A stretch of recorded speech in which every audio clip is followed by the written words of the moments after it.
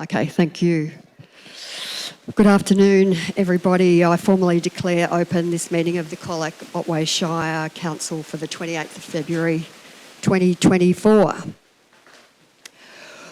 Almighty God, we seek your blessing and guidance in our deliberation on behalf of the people of the Colac Otway Shire. Enable this council's decisions to be those that contribute to the true welfare and betterment of our community. Amen.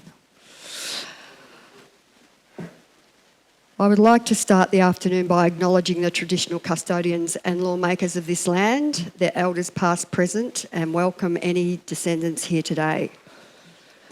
Please be advised that this meeting is recorded and live streamed, with the exception of confidential matters. This includes the public participation sections of the meeting. The live streaming recording of this afternoon's meeting will be available on the website as soon as practicable. By participating in open meetings, individuals consent to the use and disclosure of information they share at the meeting, including any personal and/or sensitive information. Apologies, and I note that all councillors are present here today for our meeting. Moving on to question time. Colac Otway Shire encourages community input, and integral to this is the opportunity provided to ask questions at council meetings. 30 minutes is allowed for questions at council meetings. Community members wishing to ask questions of council by video conference were requested to register their intention before 5 o'clock on February 26. 8 requests have been received. I have received questions in writing form from James Judd, David Walsh, Libby Smith, Michael Fenton, Vicky Fenton, Richard Jones, Simon Macbeth and Jason Schramm. The questions will be read out and a response will be provided by the relevant member of the executive management team. In accordance with Council's governance rules, an individual response will be provided to questions that have not been read out today. All written responses will be available in the minutes on the Colac Otway Shire website once they are confirmed at the following council meeting. Questions in writing. The following questions have been submitted by Mr. Judd, but there was a series of statements without questions. So we'll go on to Mr. Judd's questions. Have any international workers been hired under the GSC-DAMA collaborative arrangements for any businesses in the Colac Otway Shire, since the council is part of 6 in this group of councils using the scheme all the way to the South Australian border? Response from Manager, Community and Economy. Through you, Mayor. Since July 2019, 14 businesses in the Colac Otway Shire have been endorsed through the Great South Coast DAMA program, which have obtained labour agreements. A total of 34 positions or workers were requested by these businesses. Thank you. Second question. Under the Colac 2050 growth plan, since the Colac Otway Shire Council has been looking for land that could be rezoned to residential and commercial usage from rural use, what guarantee is this council going to give that any rezoned land must have all drainage upgraded to the standard required when land is rezoned? Not leave drainage only meeting the requirement of land zone for rural use. Acting General Manager, Infrastructure and Operations. Through you, Mayor. Technical assessments are undertaken at the rezoning stage to identify how stormwater must be treated for new residential development.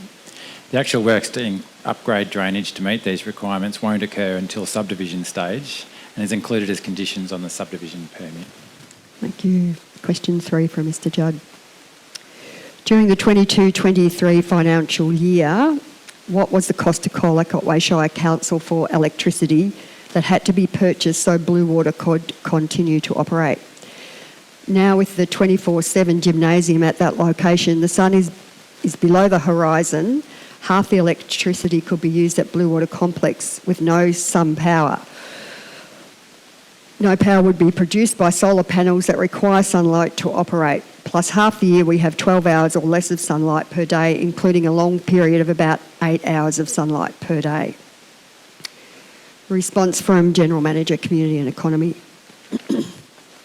Through you, Mayor, the cost of electricity for the Blue Water Leisure Centre in the 2022-23 financial year was $83,649. Question 4. Was the review by Colac Otway Shire into OPAS genuine, or was the excuse that changes were to be made into how the federal government would finance this system just used as a smokescreen so council could seek out areas it could reduce staff in, as many other sections of council provide vital services to support this section? So if it was no longer, you would have staff working other areas that would have marked reduced workloads. Do not forget, clients of OPAS provide council with a revenue stream. Without this revenue, the budget would be hit for a 6. Sections directly impacted include accounting, IT services, mailing, stock maintenance. Response from General Manager, Corporate Services. Through you, Mayor, the review is necessary to ensure that Council has the information, data and analysis required in order to make an informed decision on the future provision of services by Council.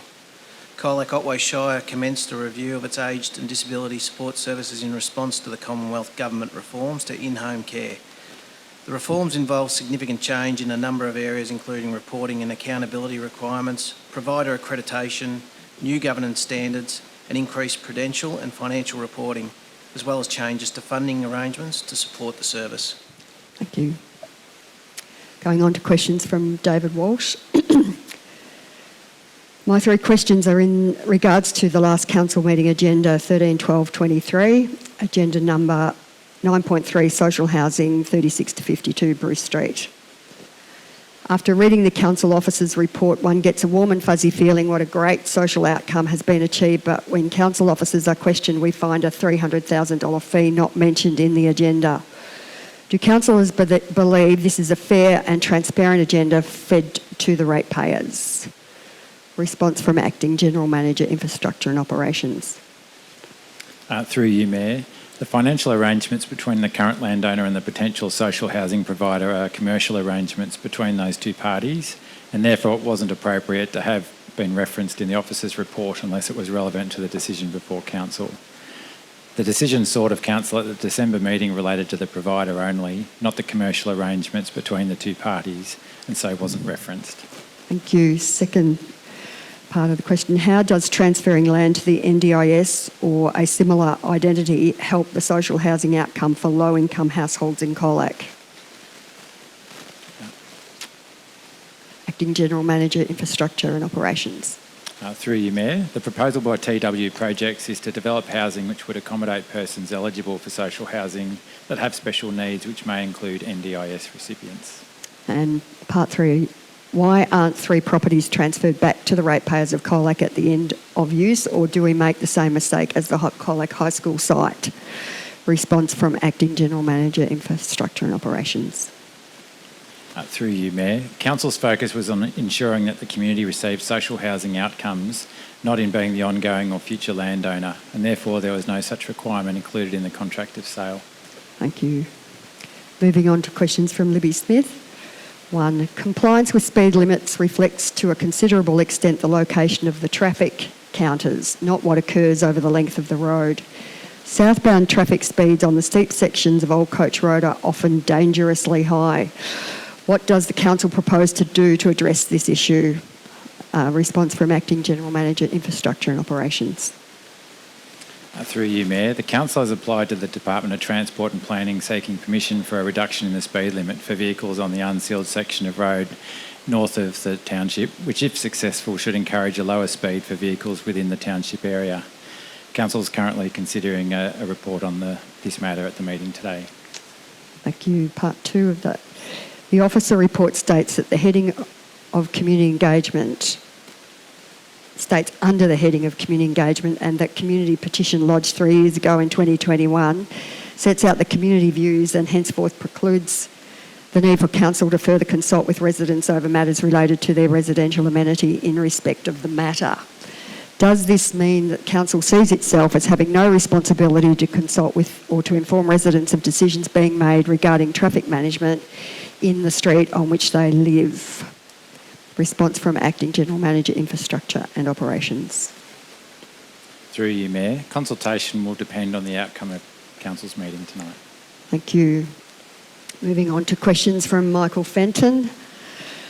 Dear Otway Shire councillors, re the large-scale industrial sand extraction business currently being permitted to operate within Bushbys Road, Rural Living Precinct at 165 Bushbys Road. Are the sitting councillors aware of the myriad of complaints to council officers regarding the negative and detrimental impact of this commercial business to the adjoining and surrounding residential properties, affecting the health, well-being and amenity of the occupants? And if so, what steps have council made in addressing and resolving these issues to the satisfaction of and notification to the affected residents? Response from Acting General Manager, Infrastructure and Operations. Through you, Mayor, Council is aware of the serious concerns expressed by residents about the quarry operations at Barongarook in Bushbys Road. The quarry doesn't require planning permission from Council to operate, given it established before current planning controls. The State Government's Earth Resources Department has responsibility for overseeing the compliance of the operation with a work authority issued for the site. Council has conveyed the residents' concerns about the quarry to Earth Resources, and its officers have actively responded to concerns. Council does not have any regulatory control over the quarry. Thanks, Mr McNeil. I've got a question now from Vicky Fenton. Dear Colac Otway Shire councillors, are the councillors aware of and have steps been taken in support of the affected residents to challenge the impact of the Victorian Government's implementation of Planning Amendment VC 219 due to the permitted operation of Bushbys Road sand extraction operation, which, if left unchallenged, will devalue the properties of a significant number of residential properties within a 500-metre radius of the permitted sand operation? Response from Acting General Manager, Infrastructure and Operations.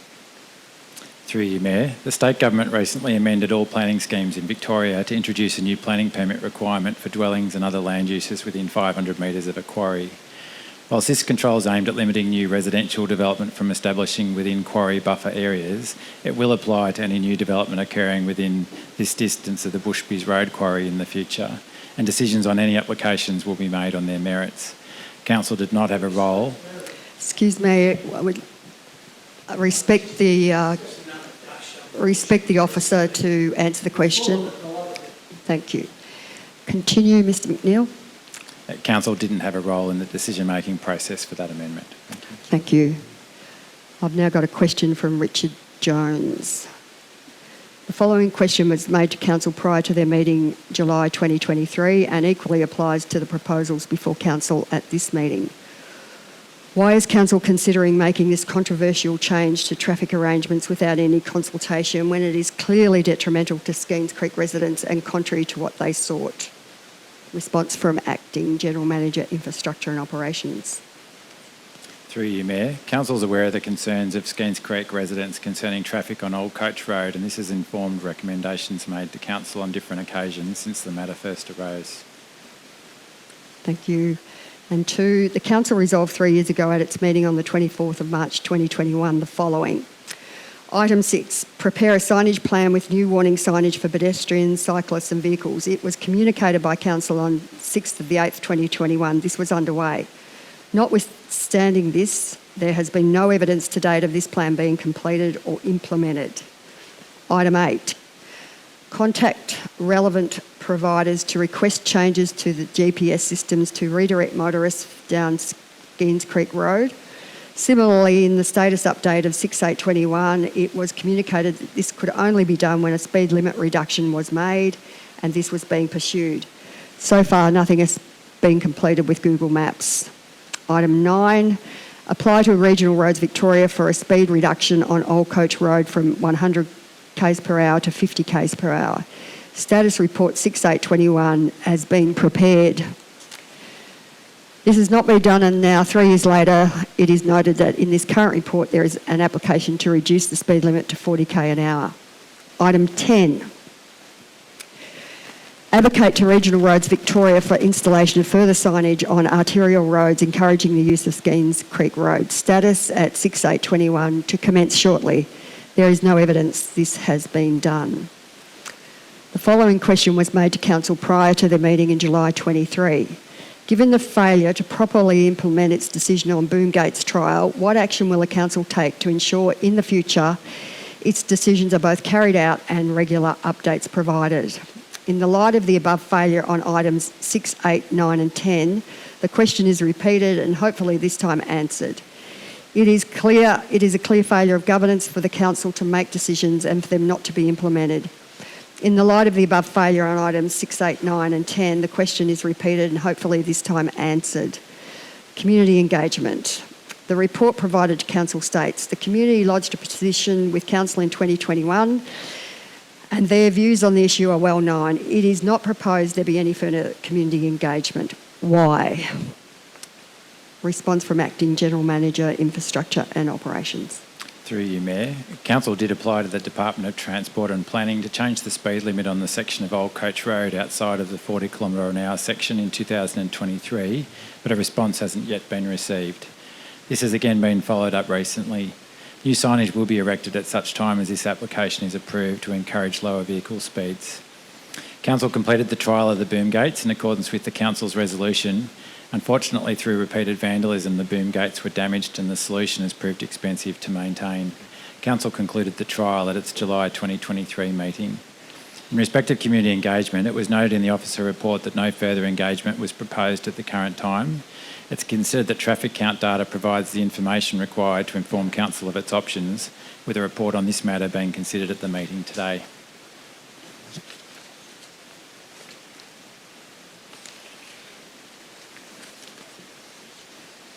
Question 3. There was no communication to residents of the decision made by Council to not fully implement the trial of the boom gates or the final outcomes of the other decisions as made by Council in March 2021. When will the Council abide by its community engagement policy and both inform the residents of its decision on this matter and prior to taking further decisions, consult with residents on their serious concerns of traffic management in Old Coach Road? Response, Acting Manager, Infrastructure and Operations. Through you, Mayor. It's intended to inform residents of the outcomes of the meeting tonight after Council consideration of the issues. Thank you. Part 4. The whole of Old Coach Road is a shared pedestrian vehicle roadway and the Council must be concerned with both amenity of residents and safety of pedestrians. The report provided is inadequate in many respects and the data used is incomplete, out of date and missing key information. The recommendations, if implemented, will take the community back to a situation almost the same as was operative before the petition was presented 4 years ago. Definitive action is required, which at a minimum will probably require speed humps on the road from Skeens Creek Road to the bottom, reduced speed limits, which the available accident research indicates probably needs to be 20 km an hour, not 40, for safety on this road, and proper signage on Skeens Creek Road and Old Coach Road. Will Council ensure all of the issues raised by the community in its initial petition to them are properly addressed without further delays? Response from Acting General Manager, Infrastructure and Operations. Through you, Mayor. As noted in answers to previous questions, Council will be considering a report on this matter at the meeting today. Thank you. Moving on to question from Simon Macbeth. In relation to the agenda item 9.12, Old Coach Road traffic management, will Council please adjourn this matter until consultation has been conducted with the affected residents of Old Coach Road? Acting General Manager, Infrastructure and Operations. Through you, Mayor. Council will consider this matter later in the meeting and may decide to defer the matter or conclude it. Officers are not in a position to comment on a decision Council is yet to make. Thank you. Question from Jason Schramm. With Gorkappa taking over the Colac Otway Shire City Deals projects and failing to deliver any works to date, would Colac Otway Shire 1 move a motion of no confidence in Gorkappa to deliver the projects or manage any assets within Colac Otway Shire? And to write to State Government asking for Colac Otway Shire to take back control of the projects? Ask for the leftover $4 million from the abandoned Skeens Creek Walk to be put towards the harbour development, and request Colac Otway Shire take over all authority of Gorkappa assets and funding within the Shire boundaries effective immediately. I think I'll take this one on. And to say that we are very aware of the concerns that some people have raised about Gorkappa and Gorkappa's delivery of the projects funded through the City Deals Agreement. And I acknowledge that these concerns are held by many of the councillors in this room. Following the August 23 council meeting, we wrote to the state government, ministers and Gorkappa to communicate council's concerns about both the fulfilment of the harbour project and the plan division, as well as the timeliness of the projects. We have received recent updates from Gorkappa and have another discussion scheduled with the CEO and board representatives in the coming weeks. It is my expectation that this next discussion should establish a very clear understanding of what's definitely in the project scope and what is out, and why and what is the case. Councillors will be looking for enough information to give us confidence that the City Deals funding will deliver outcomes for the community in the near future, and that as much of the community's aspirations which are clear in the development plan will be realised. Sorry, Mayor, just a point of order. I'd like to point out that's the Council's position. I respect that as your answer for that question, but I'd just like to state for the record that I have no confidence in Gorkappa at this time. Thank you, Councillor Finnegan. Okay, next question. Are there any other major roads in the Shire that... Is that the next question? Are there any other major roads in the Shire that exhibit 20 miles per hour, and where is the signs or examples to recommend 20 k's per hour speed zone when the likes of school zones with little kiddies are 40 k per hour? Response from Acting General Manager, Infrastructure and Operations. Through you, Mayor. Whilst there are few examples in Colac Otway Shire at present, 20 km/h shared zones are an accepted traffic management response where there's a mix of pedestrians and vehicles using a road, as in the case of the central part of Kennet River.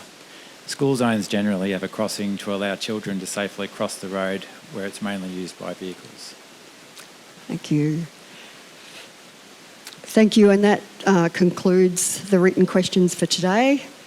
We're nearly to the end of our time, but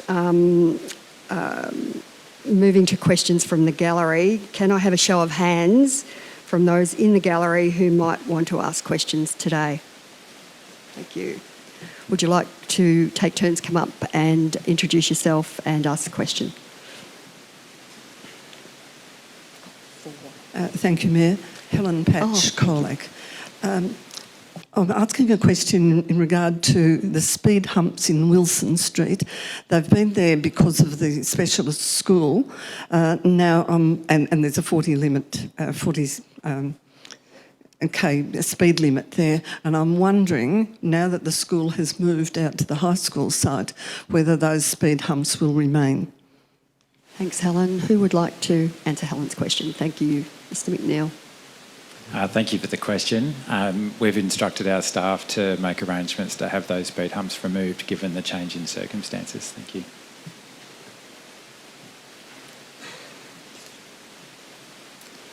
Thank you, Madam Mayor. Alan Billing, Colac. It's in relation, not surprisingly, to the VIC service review. This review, I understand, has been happening for over 18 months. And I noticed within an agenda item for a council workshop that there has been one workshop to which the councils had the opportunity to discuss this review, which took, I understand, 39 minutes. Following on from that, at the December last year, I was told by James Myatt, excuse me, that there would be a report on the review at this council meeting. I've seen the agenda. I don't see that there is any report there. So my question is, when will the report be presented to the community? And why, after 18 months, the councillors only have 39 minutes to discuss the work? Thank you, Mr. Billing. Who would like to take that question? Thank you, Mr. Sheeran. Through you, Mayor. Thanks for the question, Mr. Billing. My understanding or my recollection was that there was a resolution by council at the December 2022 meeting. So that makes that a little bit over 12 months ago, not the 18 months that you mentioned. So there's been numerous conversations internally. Obviously, we've done some consultation through a business and community survey. Yes, we did have a conversation with our councillors last week. We've got another one scheduled next week, a further workshop. Obviously, we've had discussions with our councillors over a period of time, and we're anticipating a discussion paper to come to the April council meeting. Thanks for that. Thank you, Mr. Sheeran. If I could go back to a deputation to the Mayor, Kate Hanson, and the CEO, which was well before that, and that discussion indicated that there was a review taking place. So the review does go back longer than has been suggested by Mr. Sheeran. So have you got a further question, Mr. Billing? I do have a further question, but it does relate to to Lake Colac. It's around there this morning. The lake level has receded considerably, and just wondering when council will do the repair work to save the remaining asset. Thank you for that question. Who would like to take that question? Mr. McNeil, thank you. Thank you for the question, Mr. Billing. Yeah, we're certainly very aware of the repairs that are required on the edges of the lake there, and we're actively in the process of scoping out work to have that repair occur. Thank you. Would you like to introduce yourself? Hello, my name's Gary Riches. I'm a resident in Apollo Bay. Thank you for the opportunity to ask a couple of questions. Myself and many other members of the public, Landcare and Solemn, are asking the same sort of question. Just to brief you on it, I don't know whether you've heard, but Anderson's Creek is a contributory to the Barham River. Here last Christmas, during holiday seasons, a property developer had come through and cleared all the undergrowth along Anderson's Creek. This undergrowth that he cleared, or this plantation, if I may, was explain it a little bit, was planted in around 2008 by Landcare in conjunction, I think, with the Colac Otway Shire, using public money and public people power to plant this. Over the last 15 to 20 years, it's become a full working, functional environmental wildlife corridor, which connected virtually the bush down right through the industrial estate down to the mudflats down the bottom. This has all been cleared, much to the disgrace of a lot of people.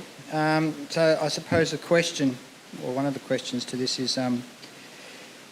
is it a council reserve? We're having trouble finding out. And what jurisdiction do council have over it, if any? Will be the first question. The second one would be... Could we answer that question first, yep, maybe? Not a problem. Who'd like to take on that question? Thank you, Mr. McNeil. Thanks for the question. I'd like to take those points you've just asked on notice, and my suggestion would be if you could, following the meeting tonight, give us your details before you leave, and we can get in contact with you and we can get some more detail that'll help us to answer those for you. Not a problem, Mr. McNeil. Thank you. Thank you. And your second question? Was a permit needed for this clearing in relation, as far as the Colac Otway Shire go, or their acts or whatever, to clear that area? Mr. McNeil? Again, I'll take that on notice, but I will comment that if it is land that's not privately owned, it would have required the consent of the owner or the land manager, which may be council or another authority, and so we'll certainly investigate this as a potential breach of controls in place. Great. The other problem we're having is getting access, finding out what's actually happened there and what's gone on. There are rumours that not only the Landcare planning has been removed or devastated, but further up the river, the native bush has also apparently been taken out. So I've got a further question. The problem is, does Landcare or Solemn or the general public have a right to walk up this Anderson's Creek along the banks and take photos or do research as to what's happened. Mr McNeill. Through the Mayor, look, again, I might need to take that on notice because to understand what access rights you might have, we'd need to first determine whose land it is and the arrangements around that. Thank you. On the same page. Thank you very much. Now, there's one other that relates to the same person, the same property developer, who wants to put a 30 or 28 lot subdivision the end of Park Avenue. My house is actually at the end of Park Avenue. I've got a spring that runs through it in the winter. It's a fully functional spring. You can't stop these things. It's like trying to stop a river. It's undermined my driveway and there's footing movement in the house. I've having a problem with doors shutting properly these days. The council approved this subdivision in 2008. So the question is, has council faced any litigation orders or tries against them in relation to this sort of thing in the past? End. Thank you, Mr McNeill. Through you, Mayor, can I just ask you to clarify what you mean by litigation against such things, what you're referring to? Council would be the responsible authority when it comes to issuing permits, subdivision permits and things. So they would be issued under your authority.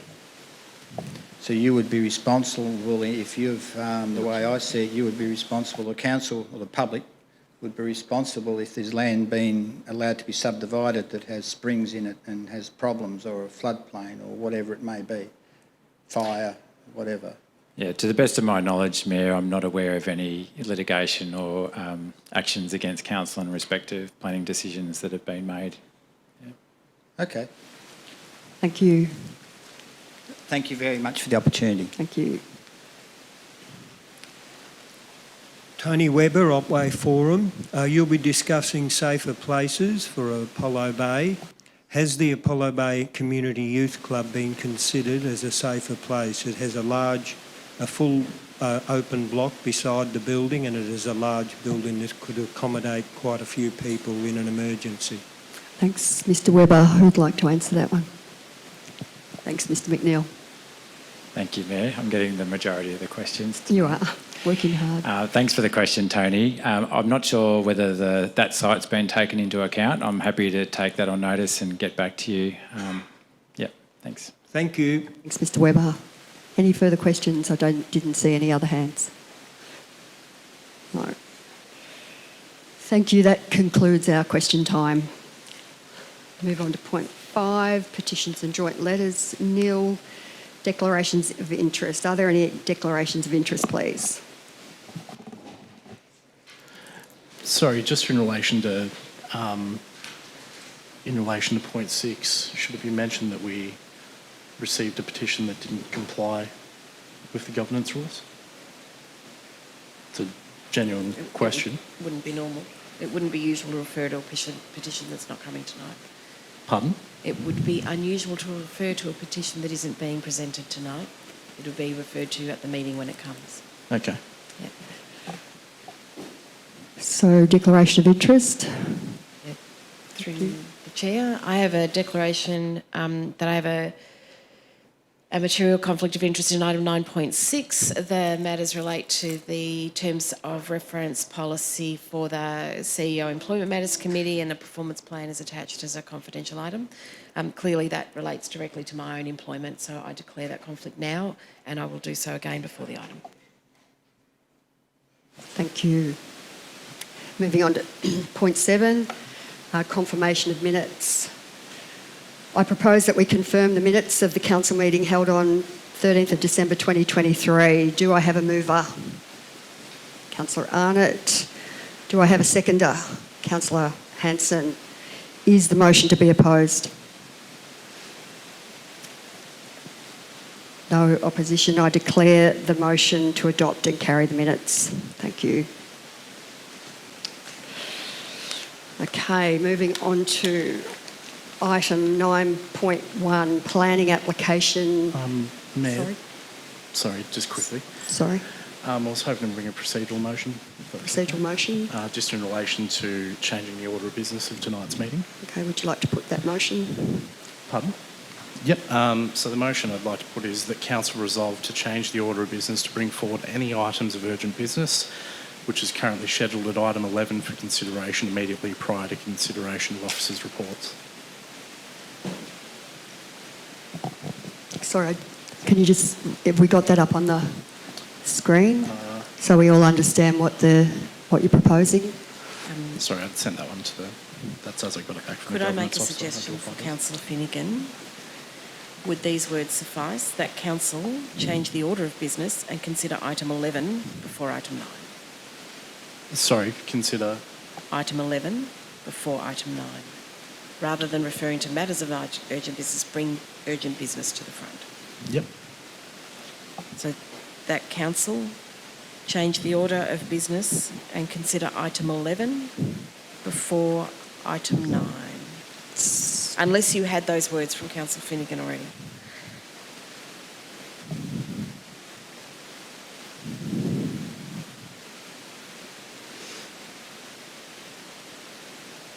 Is that right?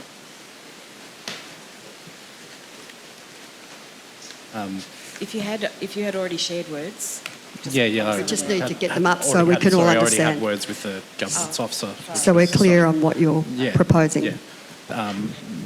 So which was that Council resolved to change the order of business to bring forward any items of urgent business which is currently scheduled at item 11 for consideration immediately prior to consideration of officers' reports. That's as I got that from the governance officer.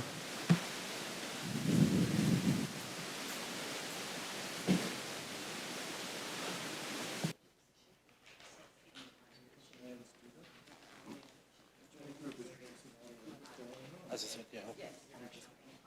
That's as I got it from the governance officer. So we're happy with it. So we've got the words up there so we can all clearly understand what the motion is.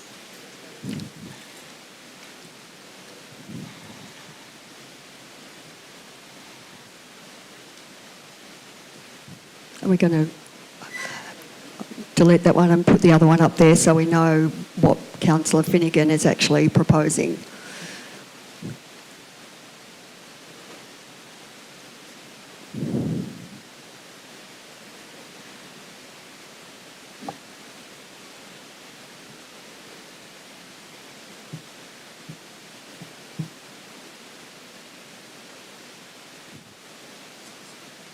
Okay.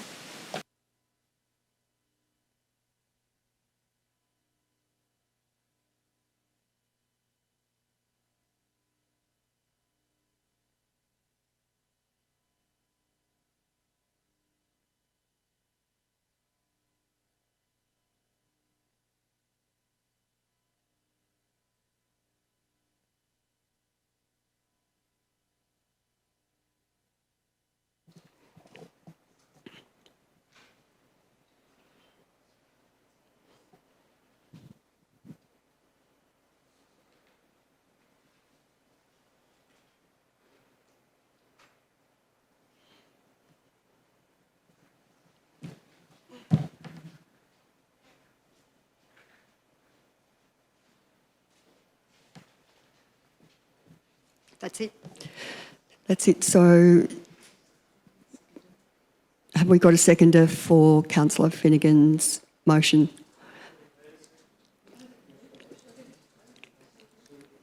Procedural? Doesn't matter. It's a motion, so we need a seconder. Okay, so seconder, Councillor Hanson. Is it to be opposed? Then the motion is carried. Okay, so then we move on to, we bring item 11 to the forefront in front of the councillor officers. So, councillors, my question is there any urgent business? Yes, there is. Councillor Finnegan is proposing an item of urgent business in relation to... I'm proposing urgent business in relation to the Great Ocean Road Coast and Parks Authority. The reason I'm bringing this item of urgent business is due to a tense meeting that Council had with Gorkapper at last week's briefing. I need to explain what the motion is, Councillor Arnott. In relation to? And what it's in relation to. Into Gorkapper. Thank you. And it's... Thank you. But I need to explain why it's urgent or not. Thank you. So the reason this motion into this item of urgent business in relation to Gorkapper is urgent is due to a tense meeting that councillors had at the briefing last week with representatives of Gorkapper and the Apollo Bay Harbour User Group being asked to write written apologies by the Chair after complaints by Gorkapper to the manager of the harbour. This is in relation to, essentially in relation to that, and we'll go into many parts. May I read through some of the parts now? Okay, thank you. I need to note that this is a two-part procedure, that we need to introduce the motion of urgent business and then have the debate about whether it is urgent business and then move on to the next motion. So the debate is the first step in that. So we've got, you want to speak to that? You've spoken to that. We've got words for the motion. Yep. If we can have words for the motion up, if that's okay. Yep. Yep. And we've got a seconder for the motion. Is it to be opposed? It is to be opposed. Councillor Potter? Can we have this up? So Does anyone else wish to speak? Councillor Arnott? Sorry, just to be clear, Mayor.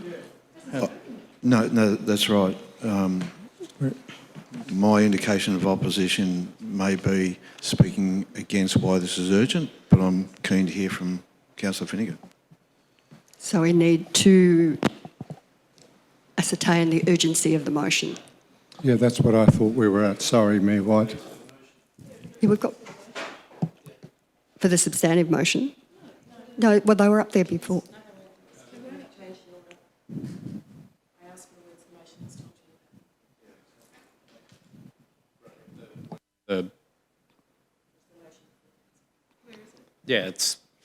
We just had it up, but it's...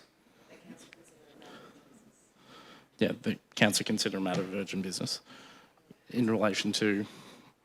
And does it now move into debate about why it's urgent? Yes? Okay, thank you. Sorry. Radio. Okay. You're right. Councillor Costin. Point of order, Mayor. Where's the motion we're voting on? The motion is about whether this is urgent business, and it was on the screen. I'd like to see it on the screen again. Thank you. Well, the motion can't be put until we decide whether the topic is urgent business. Yeah. No, we need a motion to consider this matter as urgent business. Yes. And I haven't seen the motion. Can we have that motion back up, please? Are you talking about the item I tend to move as urgent business? Councillor Costin, No, this part? we're talking about a council has an item of urgent business in relation to Gorkapper. That's the motion. Okay, thank you. And we have a seconder for that, Councillor Hanson. Is it to be opposed? Councillor Potter. Councillor I did Costin. indicate that.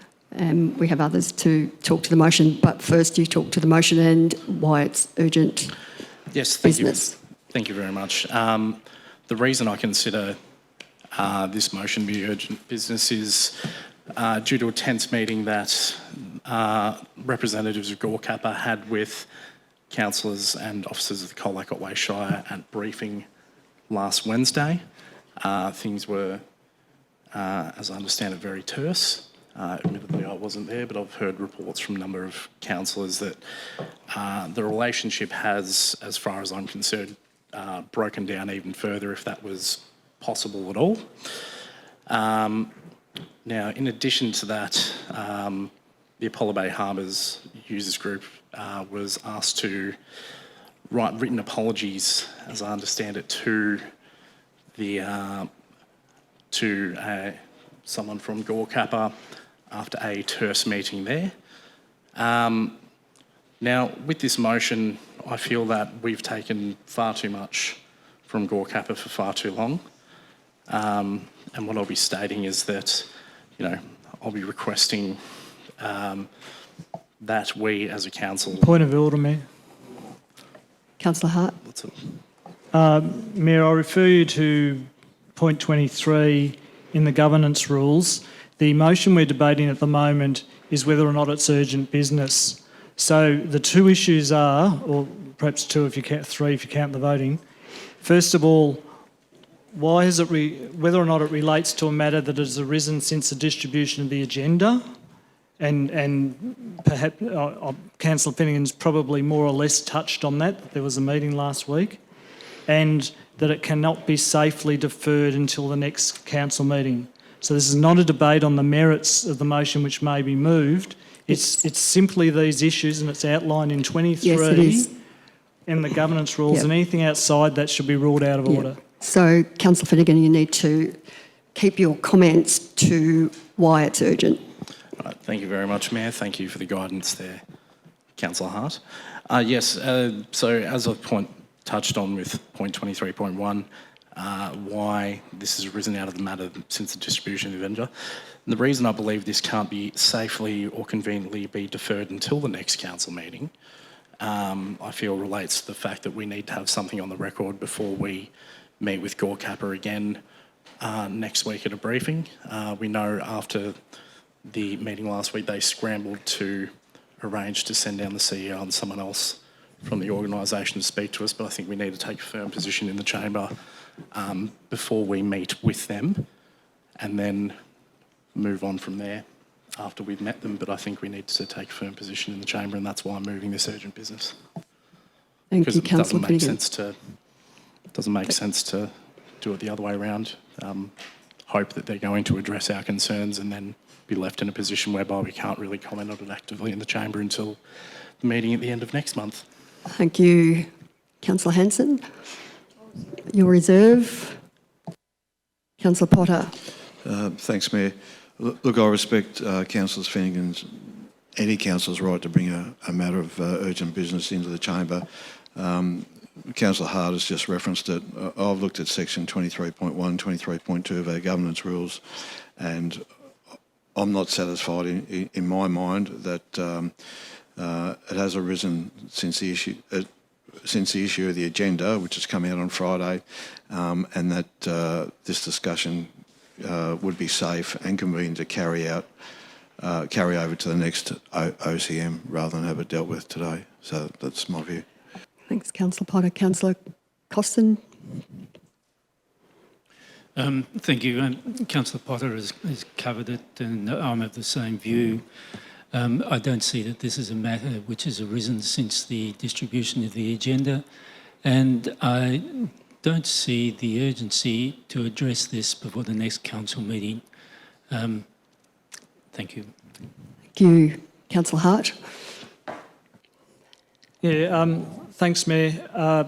First of all, I do think that it meets the first hurdle in that the meeting that Councillor Finnegan's referring to was after the closing time to lodge a notice of motion to deal with Gorkappa or anything else. So in a practical sense, although we can get into some legal debate as to what the governance rules say, I think it does meet that first requirement. The next issue is that it can't be safely held over. And the third point, of course, is that we vote to treat it as urgent. Now, the reason why I won't be voting to treat it as urgent, and I feel this is relevant to whether or not we support this motion of urgent business, is since that meeting also, there's been agreement that Gorkappa will be having another meeting with us next Wednesday. They're sending the CEO, which is the most senior employee of Gorkappa, and they have finally agreed, I understand, to send a board member in person so we can see the white of their eyes. I think that was a crucial thing and a commitment, And also, there's been questions circulated that we can ask in advance, and I'd be expecting answers on those on the day.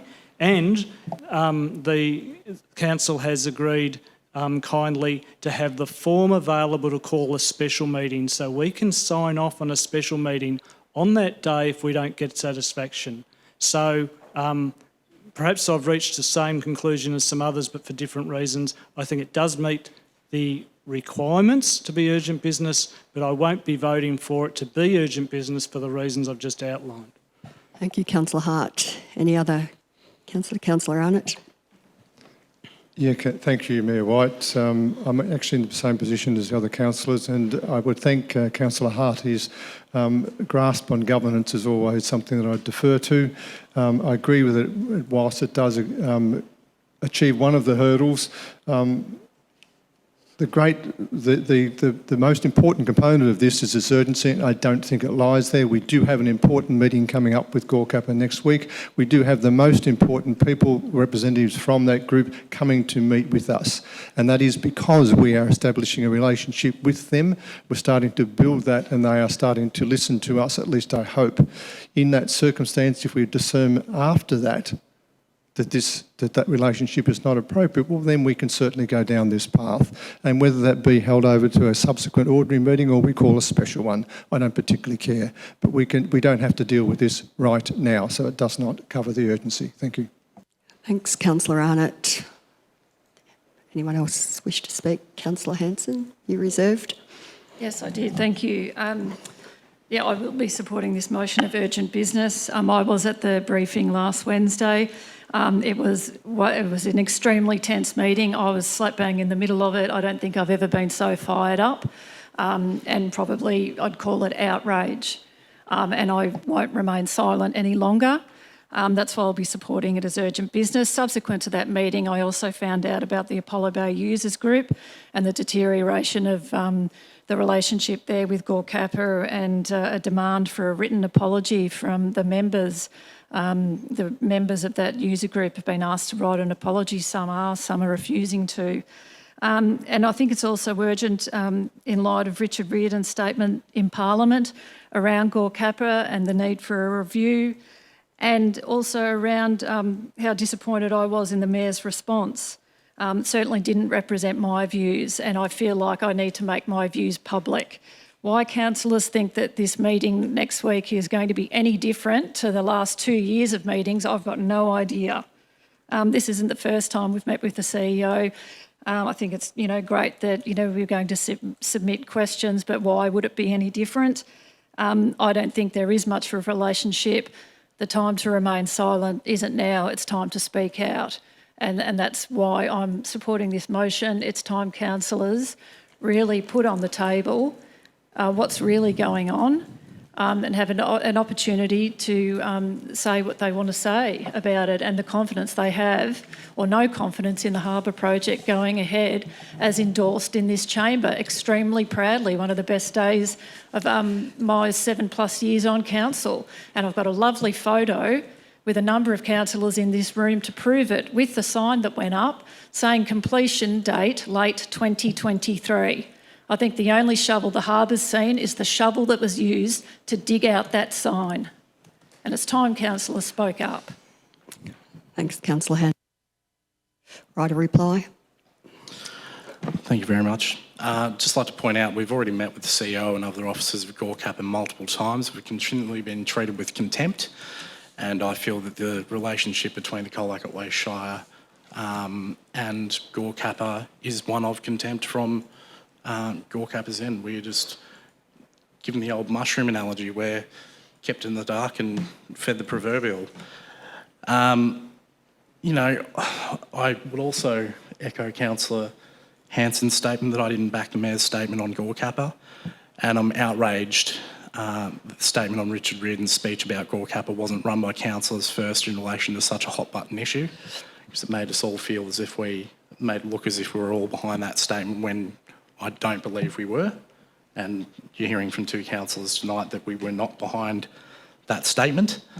The reality is that I just don't quite understand why Mayor and the council organisations seeking to silence councillors on this issue and speaking out about the treatment we get from GORCAPA. The reality is that, GORCAPA, for all intents and purposes, is a giant dialysis machine. It does nothing but extract urine. Finnegan, I ask you to keep your comments respectful. Thought that was rather respectful considering what I had in mind. I don't accept them as respectful. I'll put the motion to the vote. All those in favour? All those against? Motion isn't carried. Thank you. We'll move on to the items of business. Okay, so back to item 9.1. Planning application PP 334/2022-1, childcare centre, signage and associated works at 28 Hart Street, Colac. So the purpose of this report is to consider a planning permit application for the use and development of land as an out-of-school hours childcare centre. The proposal includes partial demolition of a building and outbuildings, construction of a shed and display of signage and associated works, including car parking and fencing. Councillors, before I ask for a motion, do any councillors wish to ask a question of the officers? Councillor Hart. Yeah, thanks, Mayor. Several of the objections raise understandable concerns about the demolition of a chimney, and it appears that there's two different areas of the building that are being talked about. So could we please get some clarification from the council officers as to what is proposed to be authorised and whether the existing chimney, there's one sticking above the roof line, whether it's intended that if this permit's granted, will it remain, will it be demolished? Councillor Hart. Through you, Mayor. The plan is that the chimney that projects through the roof would be retained. There is no intention to demolish that, and there is an annotation on the demolition plans pointing to that chimney saying existing chimney to be retained. On the eastern side of the house, there's the remnants of a fireplace where I understand a chimney has in the past been removed. And I think the confusion has arisen because that fireplace would be removed as part of the plans and is shown on the demolition plans to be removed. But certainly the chimney that projects from the roof would be retained. Thanks, Blothine. Councillor Arnott, I think you had a question. Thank you, Mayor White. Within the report, there talks a lot about the requirement for acoustic treatment in regards to the property to, if you like, mitigate the issues for the neighbours. And one of those is a boundary fence along the north part of the property and or other components of it, which is meant to be of a quality of materials for acoustic barrier. Is there a requirement in there about the look of that, what the treatment of that would be, so that it would be an appropriate finish for the neighbours once it's in place? Through you, Mayor, the acoustic report lists a number of types of material that could be, but the plans nor the acoustic report specify exactly which one that would be. In the event that that was of concern, there would be the option of adding a condition in to require details to be submitted and approved if that's of concern to councillors. But as it stands at present, the materials aren't specified. Quick follow-up question. So you're suggesting we need to put an amendment in the motion in order to achieve that now, or is that something that can be achieved later? Through you, Mayor, it's really a matter for councillors if it's of specific concern.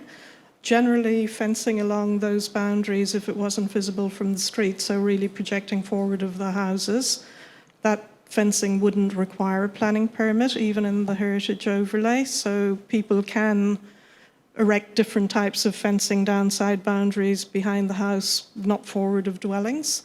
So really it's a matter only if of concern to councillors. Thank you, Blorthane. Before I go on, I just need to remind the gallery that the governance rules don't allow for these meetings to be recorded by gallery members. I just need to remind people that that's not permitted. Thank you. We'll move on. Councillor Costin. Thank you, Mayor. I know we have plans, elevations and whatever, showing the fence and the building which was supposed to be built at the back of the existing building and the car park and whatever. I'm wondering if we actually have had a specialist visual impact assessment done. Through you, Mayor, no, there isn't. It would be unusual for an application like this to have a visual impact assessment. Those are more commonly provided when you're looking at wider landscapes and things like that, rather than development in a general residential zone. What has been provided as part of the plans are not just the standard elevations and floor plans. They have actually provided perspectives that are to scale, that are intended to provide that kind of visual appearance in a more understandable way than sometimes technical drawings do. Thank you. We've also had some advice from our heritage advisor. Same heritage advisor who prepared our heritage plan. I think that's dated 2007 or so. Is that correct?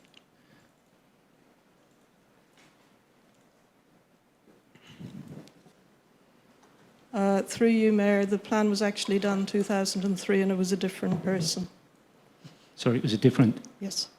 Different person. So this new heritage advisor, did they visit the site? Through you, Mayor, this heritage advisor has worked with council for a considerable period, well over a decade, and has visited all of this area in the past and carried out assessments for us. Do I take it they didn't specifically visit the site before they gave this advice? Through you, Mayor, they will have visited the area in the past, but they didn't carry out a specific site visit for this application. Thank you. Thank you. Councillor Potter. Mayor, if I can, I just had a question for Councillor Arnott in relation to the fence that he was talking about, whether he was planning to include some words to shore that up in the recommendation. I thought that's where he was heading.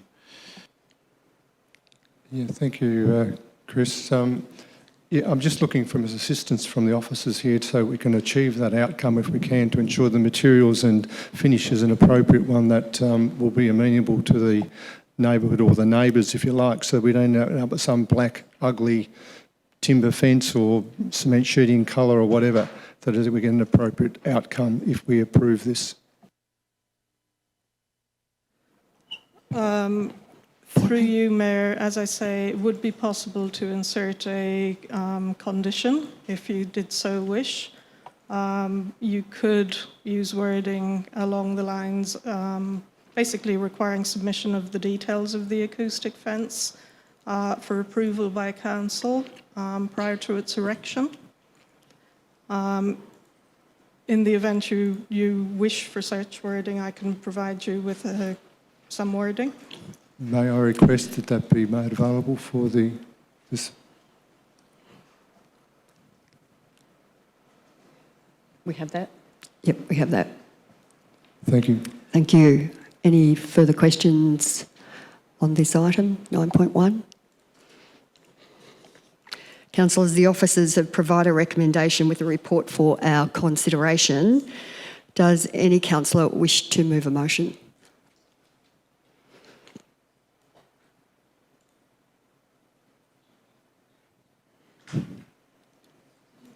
I'm prepared to move a motion on this one. I'm sure of what we've actually got up here, please.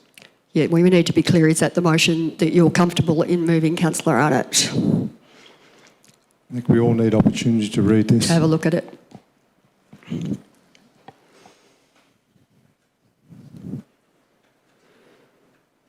Through you, Mayor, if you could scroll down, please.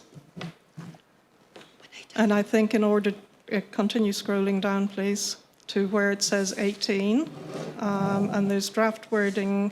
If we focus on what is listed as 18 there, in the event you wanted a condition to require acoustic fencing details.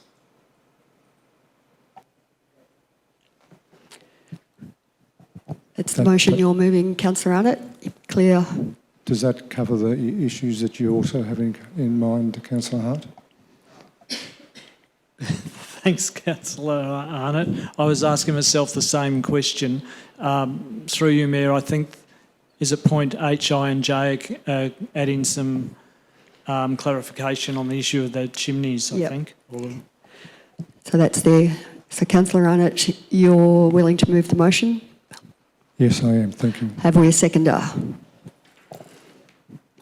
Councillor Hanson. Is it to be opposed? Not to be opposed.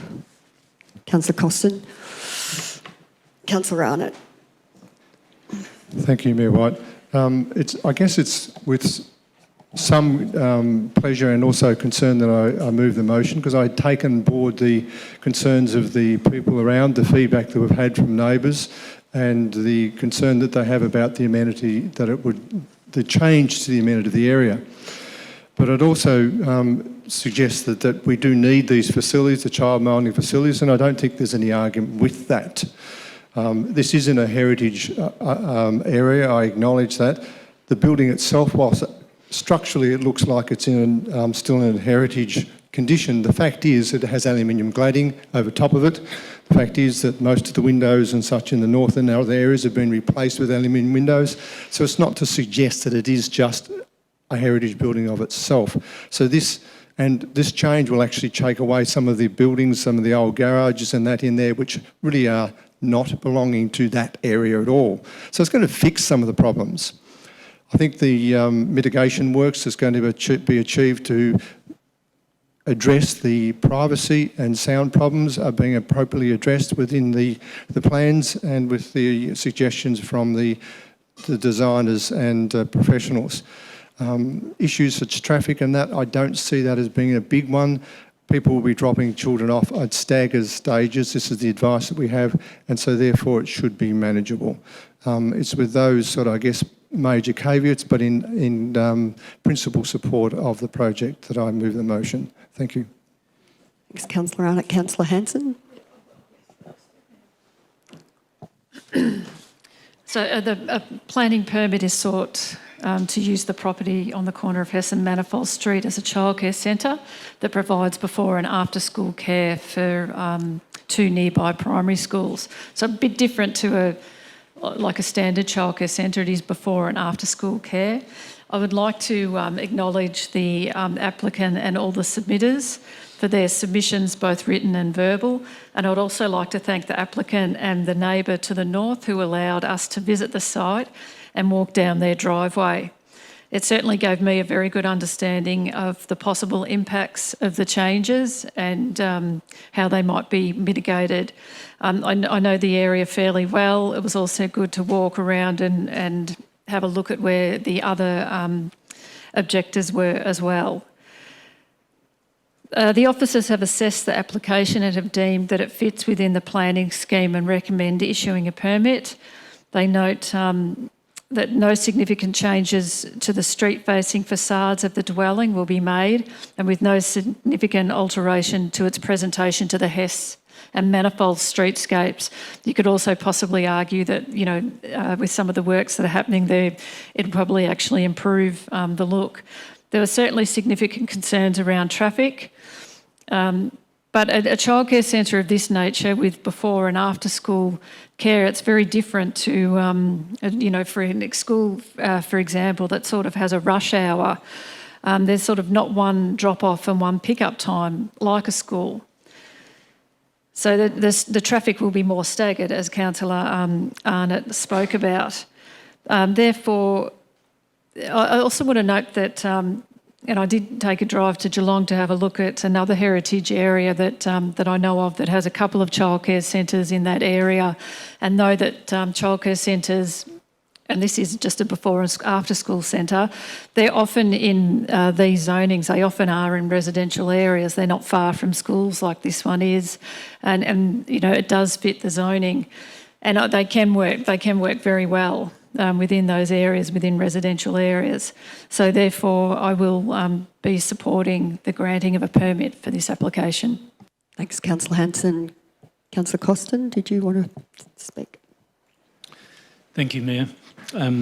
I had a bit of time before the meeting today, so I walked around and looked at this site quite closely. I contemplated whether it would impact on the streetscape, and also the other test for me is, would I like that to be built next door to me if I lived there? It makes me sympathetic to the objectors' views that the proposal will detract from the value and streetscape of the area. And the proposed use, a non-residential use, is really incompatible with the quiet enjoyment of the neighbourhood. I think it will create some unnecessary visual clutter for neighbours and for those who drive along the streets. And it is in a prominent corner location. I might have considered the matter differently if it wasn't on the prominent corner location. So I don't believe this is the appropriate location, but I don't deny there is a desperate need for additional childcare. So I'm really torn on this one. But I believe we should be working to protect and enhance the heritage of Colac, Colac's heritage values, rather than allowing them to be lessened or decreased. So, as I said, I'm torn, but I won't support this motion. Thank you. Thank you, Councillor Costin. Any other councillor wish to speak? Councillor Hart. Yeah, thanks, Mayor. And I would like to acknowledge and thank the submitters and also the applicant for their presentations and the wealth of information they've provided in relation to this matter. I have some concerns about the appearance of what is proposed, particularly in relation to the sealed car park that will dominate the rear of the property. On the other hand, there'll be a removal of a garage which isn't related to the heritage values, so there's a bit of plus and minus there. I've got some reservations about the shed, if I can call it that way, that will be concealing the look of part of the house. But I think the question we have to ask ourselves about this, it's been put to us, is this the best site for this sort of important childcare facility? The answer to that's, well, probably not. But we've got various traffic reports, acoustic reports and conditions that seek to mitigate the issues that have been arisen. So I think the question we have to decide in terms of deciding whether or not to grant a permit is not really whether it is the best site. That's not the luxury we get when we decide on planning permits and planning applications. People are entitled to put in a planning application. What we have to decide is whether on balance it meets the requirements of the planning scheme. And I think on balance it does, even if we still come back to that earlier question that it's probably not the best site for it because of some of the issues I've briefly touched on, as have others. So I will be, unless I suddenly hear something convincing from speakers in the next few minutes, I intend to support the granting of this permit, particularly now that it has some clarity around that issue of the chimneys. Thank you, Councillor Hart. Councillor Potter. Thanks, Mayor. Yeah, this is a difficult one for me as well, although I have been pretty strong and clear in relation to issues around childcare and what that means for people being able to hold down jobs. I am concerned with the noise that may emanate from this location, but Councillor Hart summed up the actual planning issues, and this does comply, and we've found ourselves, when we go against the planning rules, we find ourselves in VCAT a bit, and therefore I'll be supporting the motion. Councillor Finnegan. Thanks very much, Mayor. Like other councillors have gone back and forth on this, and I think during the submissions meeting I asked many questions, which were dutifully answered by our officers, and I really appreciate that. Like other councillors, I'd like to thank the submitters on this matter. I think I come back to, I think where I sit is I've sort of ummed and ahed about it, and I think I come back to what Councillor Hart has put forth in that, you know, is this the perfect site for a childcare centre? And no, but my contention here is it's really rare that anything is built on the perfect site. I do understand concerns of the objectors and other submitters, and really it is a beautiful area. Manifold Street is the most beautiful street in town. It is in a heritage zone, but this does fit the requirements under the Planning Act for use.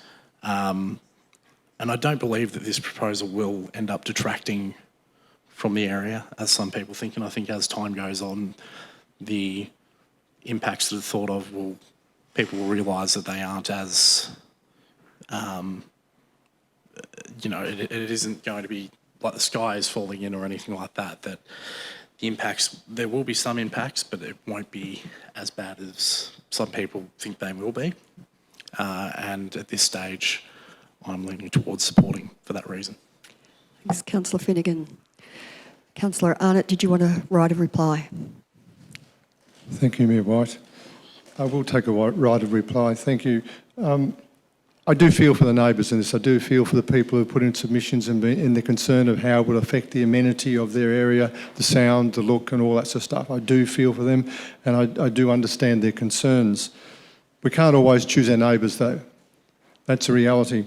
You could have neighbours who are going to be noisy, play rock music all weekend and have 5 barking dogs, and you can't do a thing about it. That is the reality.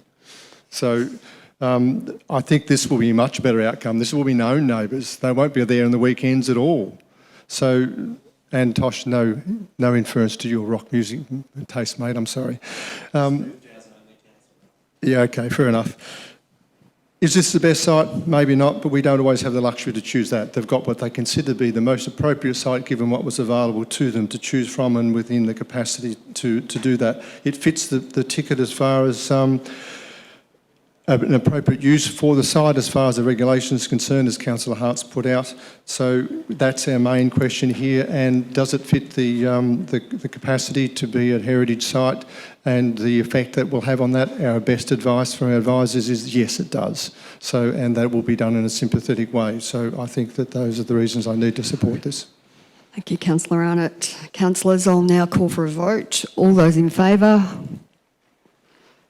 Those against? The motion is carried 6-1. Division. All those in favour? Councillor Hart, Councillor Potter, Councillor Arnott, Councillor Finnegan, Councillor Hanson, Councillor White. All those against? Councillor Costin.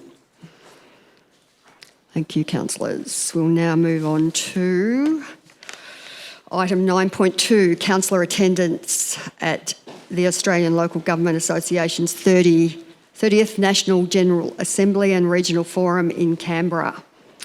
The purpose of this report is to provide for Council's participation in the Australian Local Government Association's 30th National Assembly, Regional Forum and the Australian Council of Local Government Forum in Canberra during the period 2 to 5 July 2024. Councillors, before I ask for a motion, do any councillors wish to ask a question of officers?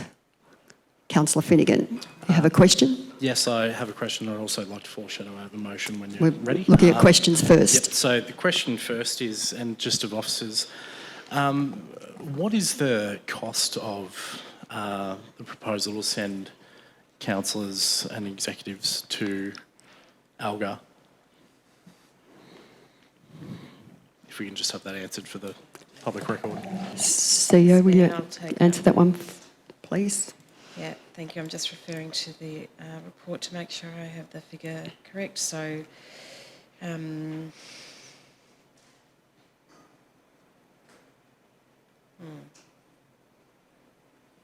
so the cost for a councillor to attend is $3,210 if they're just attending the Regional Forum and National General Assembly, and the cost for the Mayor to attend those two forums as well as the additional one, which is the Australian Local Government Council meeting, I think, is $3,700. The costs include an allowance for airfare, accommodation and registration costs. Thank you, CEO. Do I have any further questions? Councillor Potter. Mayor, can I just flag that if Councillor Finnegan's motion is lost, I'll put an alternative motion. Okay, I'm still asking for questions. I haven't asked for motions yet. Any other questions? Yep. Question, Councillor Finnegan. Sorry, thank you, Mayor. Just to clarify that, would a figure in the order of $10,000 be roughly correct as to what we're looking at expanding?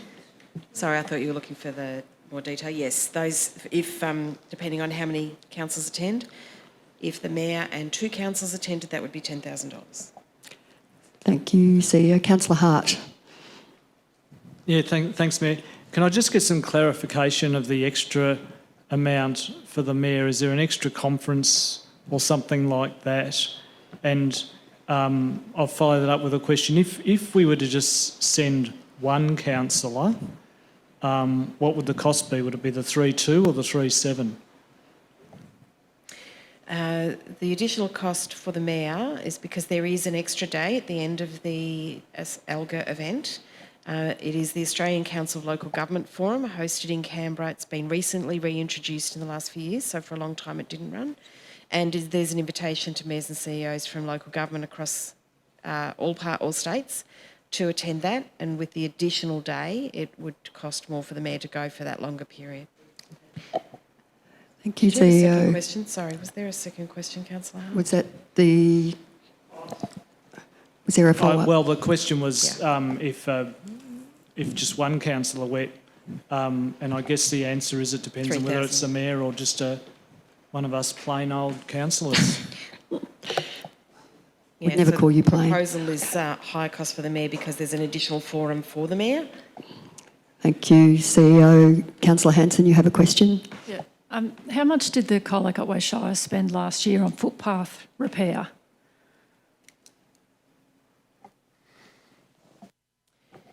I'd have to take it on notice if the council is after a specific repair cost. Council did some substantive footpath projects, particularly in the Great Ocean Road, so I'm not sure if it's just specifically a repair figure. Yeah, no, I'd have to take that on notice. I haven't got that at this. Any other questions? Councillor Arnott. Would someone like to explain for the public what the purpose of the ALGA meeting's about?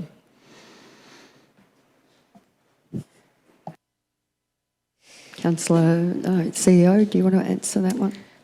So the Australian Local Government Association is the national representative association for councils across the country. They hold a forum, a 2 or 3 day forum every year, and it is an opportunity for all councils to come together to hear of matters that they have often in interest, and so we would expect topics would include housing, childcare, affordability for councils and for communities. So there's a range of motions that are put to the National Assembly where councils can also have some motions considered where they have particularly a common interest and participate in the voting on motions.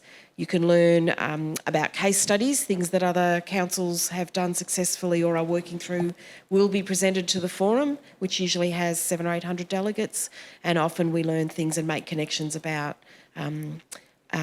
with other councils about things that we may be challenged by or working on, and so you can learn a lot of connections as well as a lot of information. That's the primary purpose. Thank you, CEO. Any other questions? Advocacy. Sorry, advocacy is the other opportunity that sometimes is piggybacked. You get the opportunity to meet with people or ministers and such, advocate on behalf of council. It's not the only time that can be done, and it's not always possible, but there are opportunities sometimes for advocacy, but primarily it is the gathering of all councils for the sharing of information, for helping to shape a national agenda on behalf of local government. thank you, CEO. Any further questions? Councillor Finnegan. I guess those things that we do advocacy around at ALGA, are there any other bodies that we're currently engaged with in which we already undertake such shared advocacy with it, like, you know, G21, Southwest Vic Alliance, Rural Councils Victoria, or the Municipal Association of Victoria? So through the chair, yes, councillor, there are many other avenues for advocacy depending on the topic and the opportunity, and it's not the primary purpose, as I said. Sometimes there is an incidental opportunity to do some advocacy, sometimes there's not. Thank you very much. And the Thank you. Any other questions? Yep, just a one last follow-up question. Yep, and regarding attendance, is it possible to attend the voting forum of the National General Assembly electronically? I'm not sure because it's not something I'm familiar with. There may be recordings that you could sit and watch and things like that. I don't know if it's streamed.